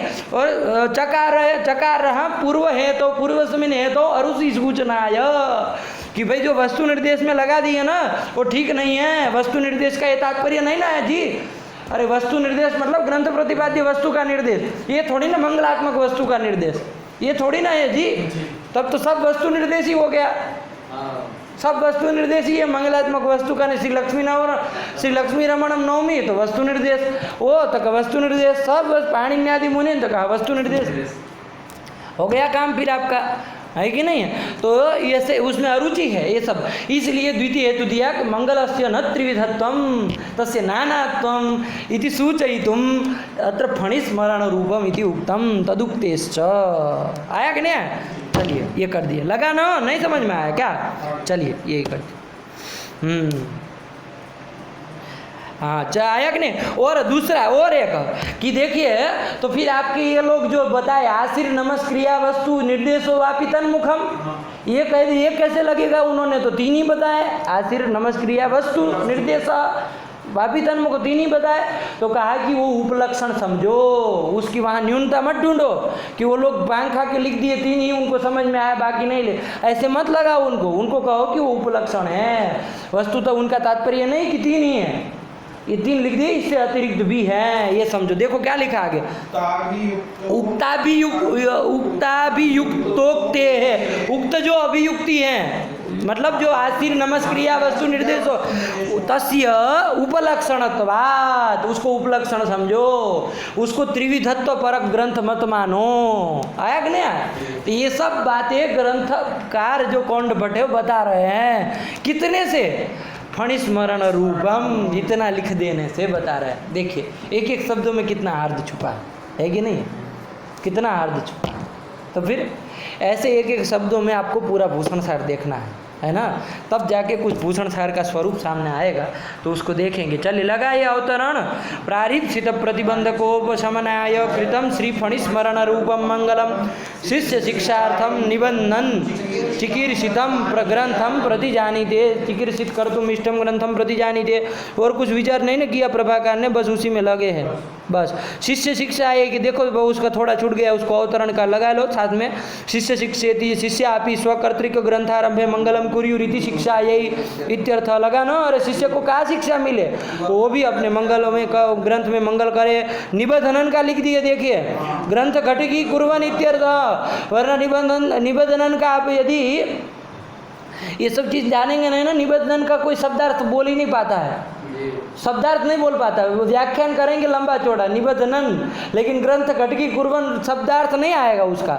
वो इसलिए ध्यान रखिए, बहुत अच्छी चीज़ लगी, मतलब बार बार मैं आपको दोहरा रहा हूँ, क्योंकि निबंधन सब जगह आता है, निबंधनाति सब जगह आता है। लेकिन निबंधनाति का आप पढ़िए तर्क संग्रह की, चाहे कहीं पर दीपिका पढ़िए, चाहे कोई भी ग्रंथ पढ़िए, वो निबंधनाति में वो व्याख्यान बहुत सारा होगा, लेकिन उसका शब्दार्थ नहीं आएगा, नहीं आता है ना, ये समस्या होती है। तो देखिए प्रभाकर लिख दिए हैं कि भाई क्या ग्रंथ घटकी कुर्वन् इत्यर्थ है ना, क्योंकि काशी में रहे वो जानते होंगे ना कि कहाँ कहाँ लोग चुपते हैं ग्रंथ को, है ना, तो स्पष्ट कर दे रहे। चलिए, तो वरना कौन सी ऐसी बड़ी कोई बात नहीं ना, ऐसा थोड़ी ना आप लिखने बैठे। अरे कुछ अच्छा विचार हो तो बताओ, मंगल में जैसे किए, ये सब क्या तुम पर्याय बताने लगे, अमर कोश खोल के रख दिए हो, है कि नहीं? तो इसीलिए बताया, क्योंकि उनको पता था कि काशी में क्या चलता है निबंधनाति का व्याख्या, तो इसलिए कर दिया है ना। चलिए, तो ये कर दिया। फिर क्या कहा? प्रति जानीते। अरे कहा प्रति जानीते, नहीं ना कहा वहाँ पर, कौंड भट्ट नहीं ना लिखे, कौन प्रतिज्ञा कर रहा है? तो भट्टो जी दीक्षित, ये अध्याय कर लेना। देखो लिख रहे क्या लिखे प्रतिजानीते इति अस्य भट्टोजी दीक्षित इति शेषः। शेषः यहाँ है मतलब अध्याहार कर्तव्य, ये उसका तात्पर्य होता है, ठीक है ना। शेषः मतलब अध्याहरितः, ये अध्याहार कर लेना। आया, चलिए। तो प्रतिज्ञां करोति, प्रतिजानीते मतलब प्रतिज्ञां करोति। अब उसमें बना लिया कर्तव्यार्थ विषय का ज्ञानानुकूल वाक्योच्चारण रूपा प्रतिज्ञा। प्रतिज्ञा क्या है? अरे कर्तव्य जो अर्थ है उसका बस बता देना कि मैं ये चीज़ करूँगा, यही तो प्रतिज्ञा। अब इसमें इतना बवाल खड़ा करने की क्या जरूरत है कि नहीं? तो निबद्ध प्रतिजानीते मतलब प्रतिज्ञां करोति। आया कि नहीं आया समझ में? ये अवतरण कर दिया। अब क्या प्रतिज्ञां करोति? अब मंगल देखिए, फणि भाषित भाष्याब्देः शब्द कौस्तुभ उद्धृतः तत्र निर्णीत एवार्थः संक्षेपेण कथ्यते। अन्वय कर लीजिए कि फणि भाषित भाष्याब्देः शब्द कौस्तुभ उद्धृतः तत्र निर्णीत एव अर्थः इह संक्षेपेण कथ्यते। सरल है, पूरा मंगल क्रम से ही चलना है, बस केवल इह को आगे पीछे कर दो, बाकी सब यही है। आया ना? तो फणि भाषित भाष्याब्देः शब्द कौस्तुभ उद्धृतः तत्र निर्णीत एवार्थः कथ्यते। ठीक है। अब थोड़ा ये जो मंगल है उसको मंगल भी है और प्रतिज्ञा वाक्य भी है, शुद्ध मंगल भी नहीं है और है फणि स्मरण रूप मंगल है।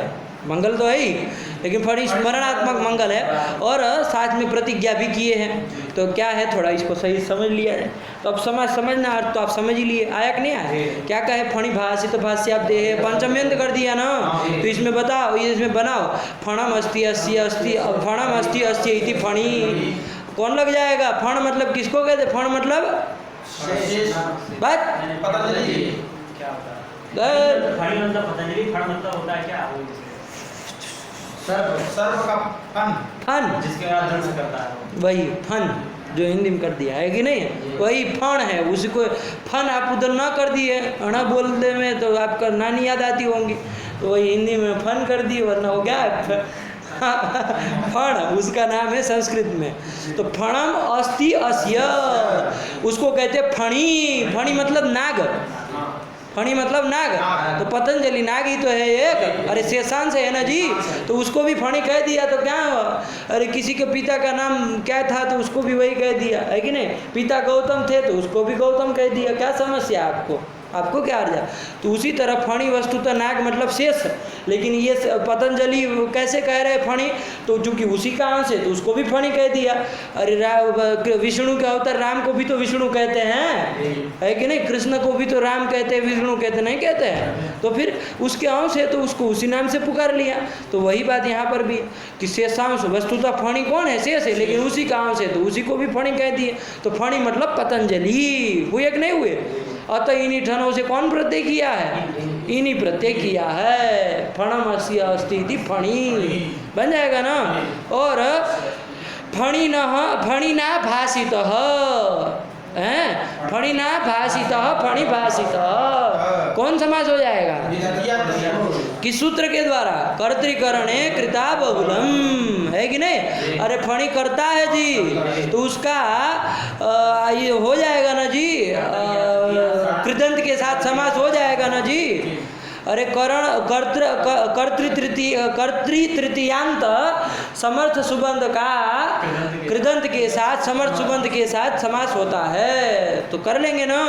अरे फणी करता है जी, कर्तृवाचक पद है उसका, करिए आप भाषित कृदंत के साथ समास, तो कर दीजिए फणी ना भाषित फणी भाषित, है ना? फणी के द्वारा जो भाषित कहा गया, फणी भाषित। तो और क्या है फणी द्वारा भाषित? भाष्य है ना। तो फणी ना भाषित मत करिए, भाषितम करिए। फणी ना भाषितम फणी भाषितम, क्योंकि आगे भाष्यम है ना जी, फिर आगे पटकेंगे। तो फणी भाषितम च तद भाष्यम, कौन समाज करेंगे इधर? भाष्य के साथ कर्मधार। फणी भाषितम च तद भाष्यम फणी भाषित भाष्यम, फणी के द्वारा भाषित जो भाष्य है ना। और फणी भाषित भाष्यमेव अवधि, फणी के द्वारा जो भाषित भाष्य है वही अवधि है, वही समुद्र है पंडित जी, वही समुद्र है। कैसे? मकर। मकर मत लीजिए, अब इधर मकर करेंगे तो मर जाएंगे। अरे जैसे समुद्र में जैसे मणियाँ होती है, बहुत अच्छे अच्छे रत्न होते हैं, उसी प्रकार इस महाभाष्य में भी बहुत बड़े बड़े अच्छे अच्छे महार्घ रत्न हैं, बहुमूल्य रत्न। इसलिए ये महाभाष्य फणि के द्वारा भाषित जो भाष्य है वो भी अवधि है, क्योंकि इसमें भी बहुमूल्य रत्न है कि नहीं है। जैसे उसमें समुद्र से अमृत निकला था, उसी तरह यहाँ पर भी बहुत सारे अमृत भाष्य से निकले हुए हैं, है कि नहीं है। तो ये आपका भाष्य जो है वो अवधि है, ये कर्मधारय कर लेना। फणि भाषित भाष्यमेव अवधि इति फणि भाषित भाष्याब्धि तस्मात् फणि भाषित भाष्याब्धे। कर लोगे ना यहाँ तक आया? एक बार बोल दो फटाफट तो हो जाए। फणम कौन बोलेगा? फणम अस्ति अस्य फणिना भाषितः इति फणि भाषितम। फणि फणिता फणिना भाषितम इति फणि भाषितम। तृतीया तत्पुरुषः। तृतीया तत्पुरुषः। फणि भाषितम एव भाषितम च तत् भाष्यम इति फणि भाषित भाष्यम। फणि भाषित भाष्यम एव अवधि फणि भाषित भाष्याब्धि तस्मात् फणि भाषित। यहाँ देखिए, अब यहाँ फणि भाषित भाष्याब्धि ही जो बोल रहे हैं, वहाँ नपुंसकलिंग मत कर देना, क्योंकि तत्पुरुष में द्वंद्व तत्पुरुषयो हो पर्वत लिंगम, तो पर वाला अवधि जो पुल्लिंग में है तो ये भी पुल्लिंग में चलेगा। ये नहीं कि भाष्य नपुंसकलिंग था तो इधर नपुंसकलिंग खींचेंगे, भाष्याब्धि यही होगा। फणि भाषित भाष्याब्धि तस्मात् फणि भाषित भाष्याब्धि। लगा कि नहीं लगा? बस यही कर दिया, ठीक है ना? आया समझ में? और उस भाष्याब्धि है शब्द कौस्तुभ उद्धृता, है ना? उस भाष्याब्धि से फणि शब्द कौस्तुभ नाम का मैंने क्या निकाला है? ग्रंथ उद्धृत किया है, निकाला है, मंथन करके निकाला है। उद्धृत शब्द कौस्तुभ उद्धृत के न अस्माभिः, मतलब भट्टोजी दीक्षित ही उद्धृत। आया कि नहीं? बहुवचन करो, कहाँ एक वचन कर रहे हो आचार्य में? तो शिव भट्टोजी दीक्षित ही अस्माभिः शब्द कौस्तुभ उद्धृत, वहाँ से निकाला है। आया कि नहीं आया? ये शब्द कौस्तुभ वो ग्रंथ है, ठीक है ना? वो शब्द कौस्तुभ में क्या है, मतलब क्या है उसमें समाज थोड़ा देखिए। शब्द कौस्तुभ ग्रंथ का नाम है, वो उद्धृत आप लोग समझ गए, लेकिन शब्द कौस्तुभ वो ग्रंथ का नाम है, वहाँ थोड़ा समाज समझ लीजिए। चुकी है, हाँ ये भी कर दीजिए। या तो शब्द कौस्तुभ यत्र, शब्द रूप कौस्तुभ मतलब मणि है, जिसमें ऐसे ग्रंथ को कहेंगे शब्द कौस्तुभ। आया कि नहीं? ग्रंथ परक ले जाना है ना, और ग्रंथ में ले जाना, इसलिए। वरना शब्द है, वो शब्द तो कौस्तुभ मणि है ही हमारे यहाँ, है ना? शब्द ही ब्रह्म है, वही सब है आपका कौस्तुभ मणि, है कि नहीं है? लेकिन ग्रंथ परक नाम है, इसलिए हमको यत्र बहुरी में ले जाएंगे। शब्द कौस्तुभ यत्र, कि शब्द रूप कौस्तुभ मतलब मणि है, जिसमें ऐसा ग्रंथ शब्द कौस्तुभ। आया कि नहीं? ऐसे कर दीजिए। तो शब्द कौस्तुभ आया ना। ये कौस्तुभ किसका नाम है? मणि का नाम है ना जी। समुद्र मंथन के अवसर पे निकली थी ना, ठीक है ना? तो देखिए पूरा रूपक बना के चल रहा है। आया कि नहीं आया? है ना? उधर भी भाष्य अवधि कर दिए और इधर भाष्य से ये निकाले है और उधर कौस्तुभ जोड़ दिए। तो शब्द रूप कौस्तुभ मणि, कौस्तुभ मतलब मणि, ठीक है ना? कुस्तुभ कहते हैं विष्णु, कुस्तुभ कहते हैं विष्णु को, कुस्तुभ नाम विष्णु। अरे कुम पृथ्वीम व्यापनोति स्तुभनाति व्यापनोति इति कुस्तुभः विष्णु। कुम मतलब पृथ्वीम, स्तुभनाति मतलब व्यापनोति, व्यापक रूप से बैठता है ना। अरे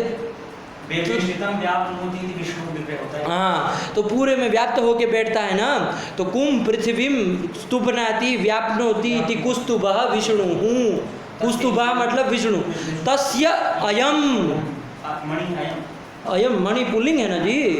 अयम कौस्तुभः, आया कि नहीं आया? मणि शब्द भी तो पुल्लिंग है, नहीं है? पुल्लिंग देखिएगा, ठीक है ना? तो तस्य मतलब कुस्तुभस्य अयम इति कौस्तुभः मणि। आया कि नहीं आया? तो ये कर दीजिए।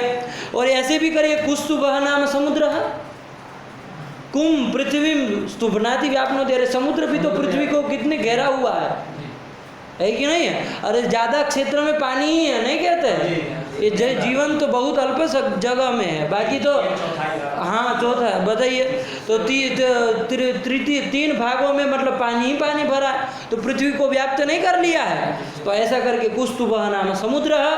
और तस्माद आगत तथा आगत से अण प्रत्यय कर लीजिए। कौस्तुभात समुद्राद आगत इति कौस्तुभ मणि समुद्र से आया है कि नहीं।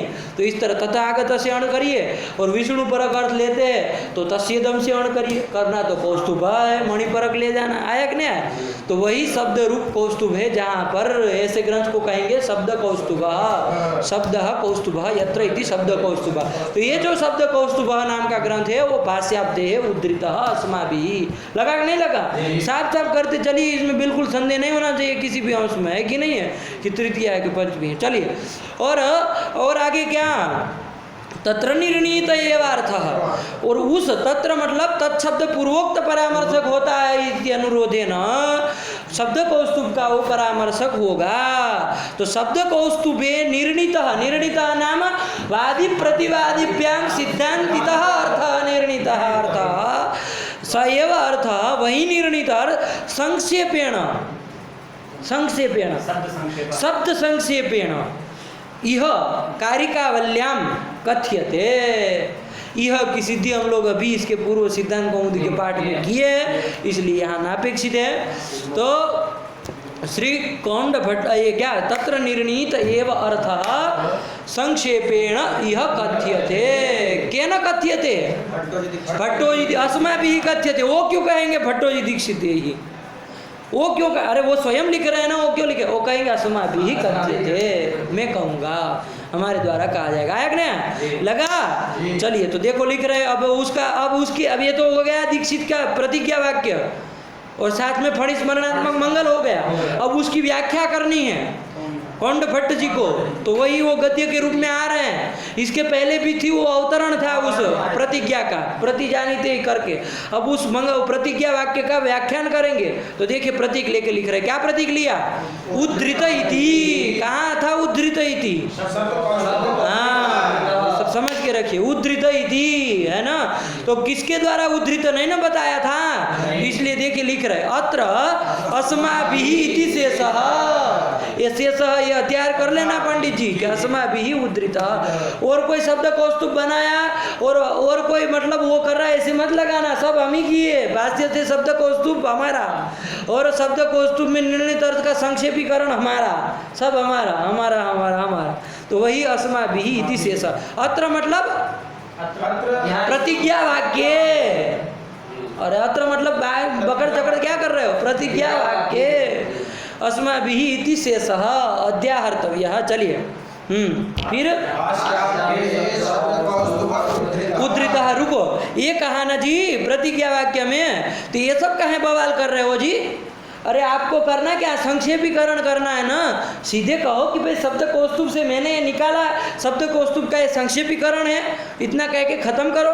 ये तो शब्द कौस्तुभ मैंने भाष्यार्थी से निकाला है और उस शब्द कौस्तुभ का यहाँ संक्षेपीकरण है, ये सब काहे बवाल कर रहे हो? मतलब भाष्यार्थी है उद्धृत, ये सब क्यों जोड़ रहे हो? सीधे क्या प्रतिज्ञा करनी चाहिए आपको? क्या प्रतिज्ञा करनी? मैं ये संक्षेपीकरण कर रहा हूँ, तो शब्द कौस्तुभ में निर्णित अर्थ का मैं संक्षेपीकरण कर रहा हूँ, इतना बोल के खत्म करो। ये तो शब्द कौस्तुभ की कहानी बताने लगे कि कहाँ से लिया है, नहीं बताया। तो ये क्यों कर रहे हो? प्रश्न होगा कि नहीं होगा? तो वही उठा रहे कि भाष्यादेह शब्द कौस्तुभ उद्धृत, ये क्यों बता रहे हो? तो उसने कहा कि देखो भाई ये यदि नहीं कहते ना तो किसी को ये शंका हो जाती कि शब्द कौस्तुभ इसका कपोल कल्पित है। क्या समझ में आ जाता? शब्द कौस्तुभ यदि नहीं बताता, यदि दीक्षित स्वयं नहीं बताते कि मैंने भाष्याब्दी से लिया है, केवल कोई ऐसे ही कह देते कि शब्द कौस्तुभ में जो कहा उसका मैं यहाँ संक्षेपीकरण कर रहा हूँ, तो शब्द कौस्तुभ कपोल कल्पित है ये बात नहीं आ जाती, क्योंकि आपने उसका उपजीव्य ग्रंथ तो बताया नहीं, बिना उपजीव्य ग्रंथ के बता रहे। तो ये लोग तो यही समझेंगे ना कि क्या ये सब अपने मन घड़ंत कहानी किस्सा होगा। और यदि ऐसा है तो हम क्यों पढ़े काशीवासी लोग? होगा कि नहीं होगा? क्योंकि हम किसी का कपोल कल्पित पढ़ते ही नहीं। जो समूल होगा उसी का हम आदर करते हैं, जो पारंपरिक होगा उसी का हम आदर करते हैं, जो सांप्रदायिक होगा उसी का हम आदर करते हैं। आजकल संप्रदाय शब्द कितना लोग अन्यार्थ में ले गए हैं, जबकि हमारे यहाँ बहुत पवित्र माना गया संप्रदाय शब्द को। संप्रदाय मतलब आदरणीय शब्द था हमारे यहाँ, लेकिन अब संप्रदाय कहते हैं तो लोग मतलब संप्रदाय, अरे ये तो संप्रदायी लोग हैं ऐसा कर देते हैं। मतलब क्या मतलब? पागल हो तुम? संप्रदाय मतलब क्या, अच्छी चीज़ है, होना ही चाहिए। बिना मूल के रहोगे, बिना मूल के रहोगे गीता भाष्य में भगवान शंकराचार्य कहते हैं असंप्रदायिका मूर्खवद उपेक्षणीय, तो फिर इतना निंदा है कि नहीं है। तो फिर तो यही चीज़, तो यदि ये सब न बताते हैं कि शब्द कौस्तुभ मैंने कहाँ से लिया, तो शब्द कौस्तुभ का क्या आने लगता है, कपोल कल्पित है ना। अपने द्वारा बस केवल ऐसे ही अपने विचार के मन घड़ंत है ना, सुकरात प्लेटो की तरह बना दिया, ऐसा लगता है ना। तो ऐसा न प्रतीत हो जाए और विद्वत समाज में अनादरणीय न हो जाए, है ना। और दूसरा एक बात ये भी समझिए, एक तो शब्द कौस्तुभ का कपोल कल्पित तो प्रसिद्ध आ जाता, और उसी से चूंकि ये निकाला गया कारिकावली, तो इसमें भी कुछ हार्द रहता नहीं, फिर इसका भी प्राण तत्व निकल गया, है कि नहीं है। तो ये भी कपोल कल्पित माना जाता, और उसका यदि कौंड भट्ट लिखते हैं तो वो भी सब उड़ जाता। तो मतलब ये ग्रंथ को अभी बंद करो, ये सब पाठ अभी, है कि नहीं, काहे सिलेबस में डाले हुए ये सब आ जाता है कि नहीं।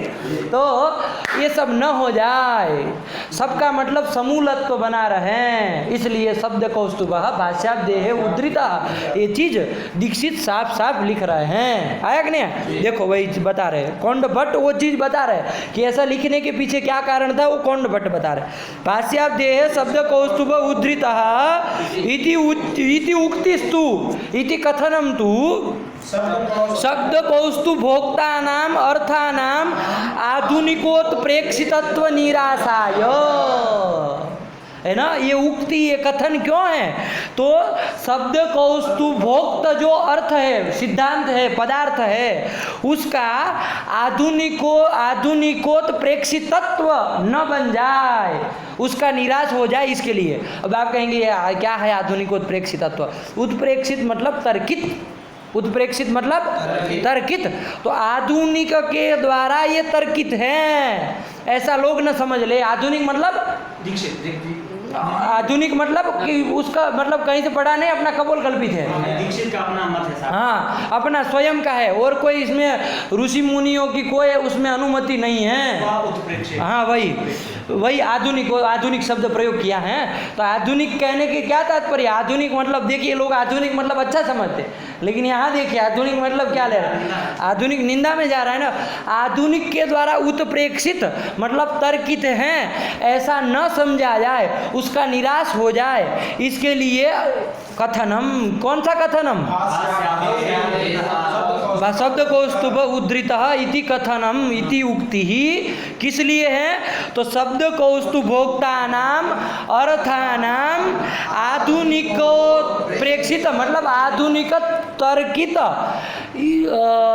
निराशाय, आधुनिक तर्की तत्व निराशाय, है ना। आधुनिक के द्वारा तर्कित मतलब निर्णित है, ऐसे निराशाय, है ना। निराशाय मतलब अपाकरणाय, है ना, निराकरणाय, आया कि नहीं। इसका निराश मतलब कोई ऐसा न सोचे कि आधुनिक ने उत्प्रेक्षित तर्कित शब्द कौस्तुभ भोक्त जो अर्थ सिद्धांत है वो आधुनिक के द्वारा निर्णित है, उक्त है, ऐसा न हो जाए, इसके लिए उन्होंने समूलत्व प्रतिपादन कर दिया। सरल चीज है, इसको नहीं लगी पंक्ति, हाँ तो ध्यान रखिए कि शब्द कौस्तुभ भोक्ता नाम अर्थानाम आधुनिकोत्प्रेक्षितत्व निराशाय भाष्यादेः शब्द कौस्तुभ उद्धृत इति कथनम। आया कि नहीं, चलिए एक कर दिए। अन्यथा यदि ऐसा नहीं कहते तो क्या आ जाता, तन्मूलकस्य अस्य ग्रंथस्य कारिकावली ग्रंथस्य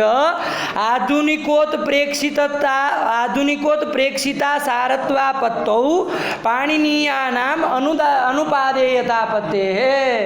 अरे यदि ऐसा नहीं कहते, अन्यथा मतलब यदि ऐसी उक्ति नहीं कहते तो क्या हो जाता, शब्द कौस्तुभ का आधुनिकोत्प्रेक्षितत्व आ जाता कि नहीं आ जाता, आधुनिक के द्वारा लिखा गया ऐसा आ जाता कि नहीं आ जाता। और चूंकि तन्मूलक ये ग्रंथ कारिकावली ग्रंथ है तो इसका भी क्या आ जाता है, आधुनिकोत्प्रेक्षितत्व आ जाता कि नहीं आ जाता। और यदि ऐसा आ जाता तो पाणिनीयानाम अनुपादेय ये हो जाता। यदि ये आधुनिकोत्प्रेक्षित ये यदि हो जाता तो पाणिनी पाणिनीय मतलब पाणिनि के जो शिष्य प्रशिष्य, पाणिनि व्याकरण के अध्येता लोग जो भी पाणिनीय हैं उनका ये अनुपादेय हो जाता। क्योंकि आपके मन घड़ंत यदि कोई ग्रंथ है तो पाणिनि व्याकरण को पढ़ने वाले जो पाणिनीय छात्र हैं वो क्यों आपका ग्रंथ पढ़ते हैं?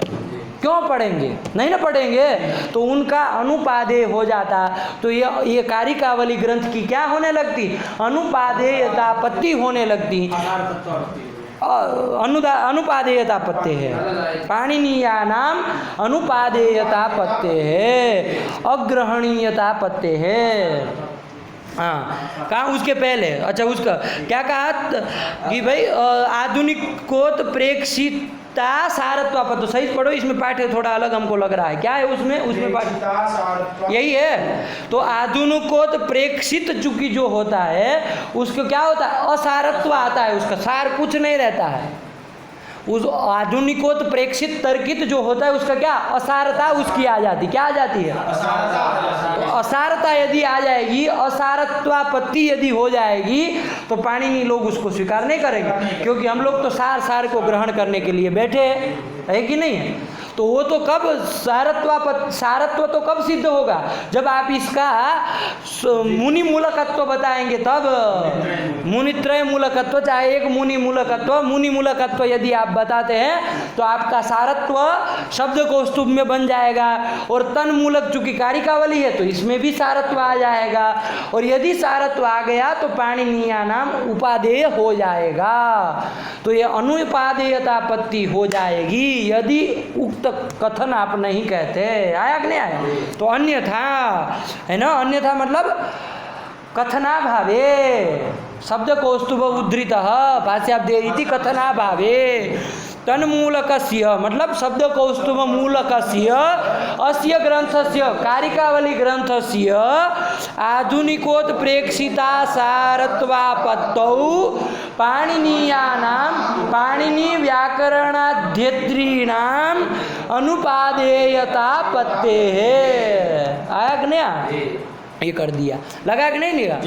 हाँ, ये कर दिया। आया ना समझ? बढ़िया से। चलिए, अब ये तो ठीक आपने समूलत्व बताया, कुल मिला समझ में आया? पंक्ति लगी कि नहीं लगी? पता चला कि भावगंगा में बह गए हैं और इधर कुछ समझे नहीं है, ऐसा ना हो, है कि नहीं? देखो इन्होंने पकड़ लिया था, मैं जो असारता छोड़ दिया तो बताए ना कि असारता में बाकी रह गया। तो ऐसे कुछ आपको न समझ में आता तो बोला करे, पंक्ति भी लगानी है। वो भावगंगा तो पहले भावगंगा चलती है, फिर उसी में बह जाएंगे तो इधर पंक्ति गंगा छूट जाएगी, ये ना हो जाए ना। चलिए, ये भी जरूरी है। तो ये कर दिया, अनुपादेयतापत्ति है, लगा कि नहीं? चलिए, तत्र निर्णीत, अरे मूल मंगल में क्या कहे? तत्र निर्णीत एवार्थ संक्षेपेण कथ्यते। तो तत्र निर्णीत मतलब शब्द कौस्तुभे निर्णीत, ये कहा ना। ये क्यों कह रहे हो? अरे ये क्यों कह रहे हो? ये क्यों कह रहे हो? यही कहो सीधे कि भाई इसमें मैं संक्षेपेण वैयाकरणों के सिद्धांत बता रहा हूँ, पाश्चात्य सिद्धांतों को बता रहा हूँ, सीधे यही कह दो, संक्षेप से बता रहा हूँ, है कि नहीं है? नहीं चल जाता? ये तो शब्द कौस्तुभ पर शब्द कौस्तुभ में जो निर्णीत सिद्धांतित अर्थ है उसी अर्थ को मैं यहाँ संक्षेप से बताता। तत्र निर्णीत ये उक्ति क्यों कह रहे हो? प्रश्न समझ में आया कि नहीं आया? अरे आपको ग्रंथ की प्रतिज्ञा करनी है तो सीधे क्या प्रतिज्ञा करो कि मैं कार्य के संक्षेपेण भाष्योक्त सिद्धांतों को यहाँ बता रहा हूँ, है कि नहीं? ये तो तत्र निर्णय शब्द कौस्तुभ निकाला और फिर तत्र निर्णित सिद्धांतित अर्थ को मैं यहाँ संक्षेपेण, तो तत्र निर्णित ये क्यों कह रहे हो? तो वो इसलिए कह रहे हैं कि देखो यहाँ तो मैं संक्षेपेण कह रहा हूँ ना, यदि मान लीजिए आपको ये भूषण सार पढ़ने के बाद और जिज्ञासा यदि होती है तो आप शब्द कौस्तुभ में जाइएगा, ये चीज़ बताने के लिए, है कि नहीं है? लिंक जोड़ रहे हैं अपने ग्रंथों को पढ़ाने के लिए, है कि नहीं? जैसे वो नहीं करते, वीडियो वाले भी नहीं करते हैं कि मतलब ये अधीर वीडियो बना रहे और आपको यदि ये जानना है तो वो वीडियो देखिएगा, फलाना फलाना फलाना हमने रख दिया, करते कि नहीं करते?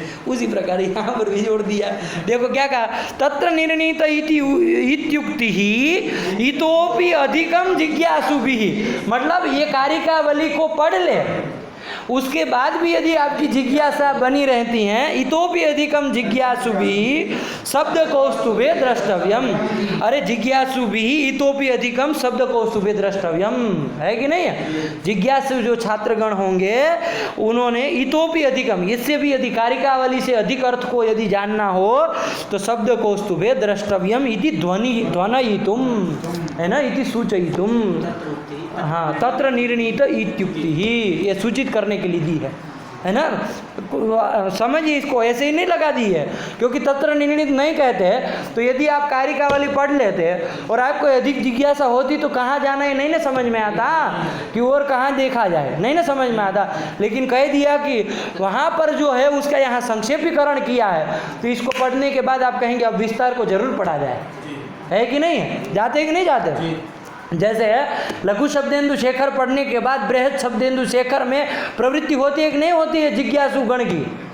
जाता है वो कि इधर नागेश तो लघु शब्देंदु शेखर है, तो चलो इसको तो हमने पढ़ लिया, अब थोड़ा उधर देखे कुछ विशेष बात शेखर में, वो बृहद शब्देंदु शेखर में लिखा हो, तो ऐसा करके हम लोग जाते हैं। तो जो जिज्ञासु गण हैं वो यहाँ पर इसको कारिकावली को पढ़ करके यदि और भी जिज्ञासा यदि आपकी है तो इतोपि अधिकम तत्र शब्द कौस्तुभे द्रष्टव्यम इति ध्वनयितुम सूचयितुम तत्र निर्णीत इत्युक्ते ही। लगा कि नहीं लगा? तो ये उन्होंने व्याख्या कर दी, करी कि नहीं की रे? क्या हो गया उसका प्रतिज्ञा वाक्य दीक्षित का? फणि भाषित भाष्यादेः शब्द कौस्तुभ उद्धृतः तत्र निर्णीत एवार्थः संक्षेपेण कथ्यते। लगा कि नहीं लगा? चलिए यही यहाँ रखा जाए। व्याज स्वीकृत सेवया विदुरभूदगरे सरश्रीमतां मानव्याहति कैतवा वनमनाधीशस्त्रिलोकीपतिः संभिन्नाब्जकुलप्रसूति विभवादम्भोजमब्जालयो यस्य श्रीगिरिजापदाम्बुजयुगं तत्स्यादभीष्टप्रदं भगवत्यै नमः पराम्बिकायै नमः। अस्तु।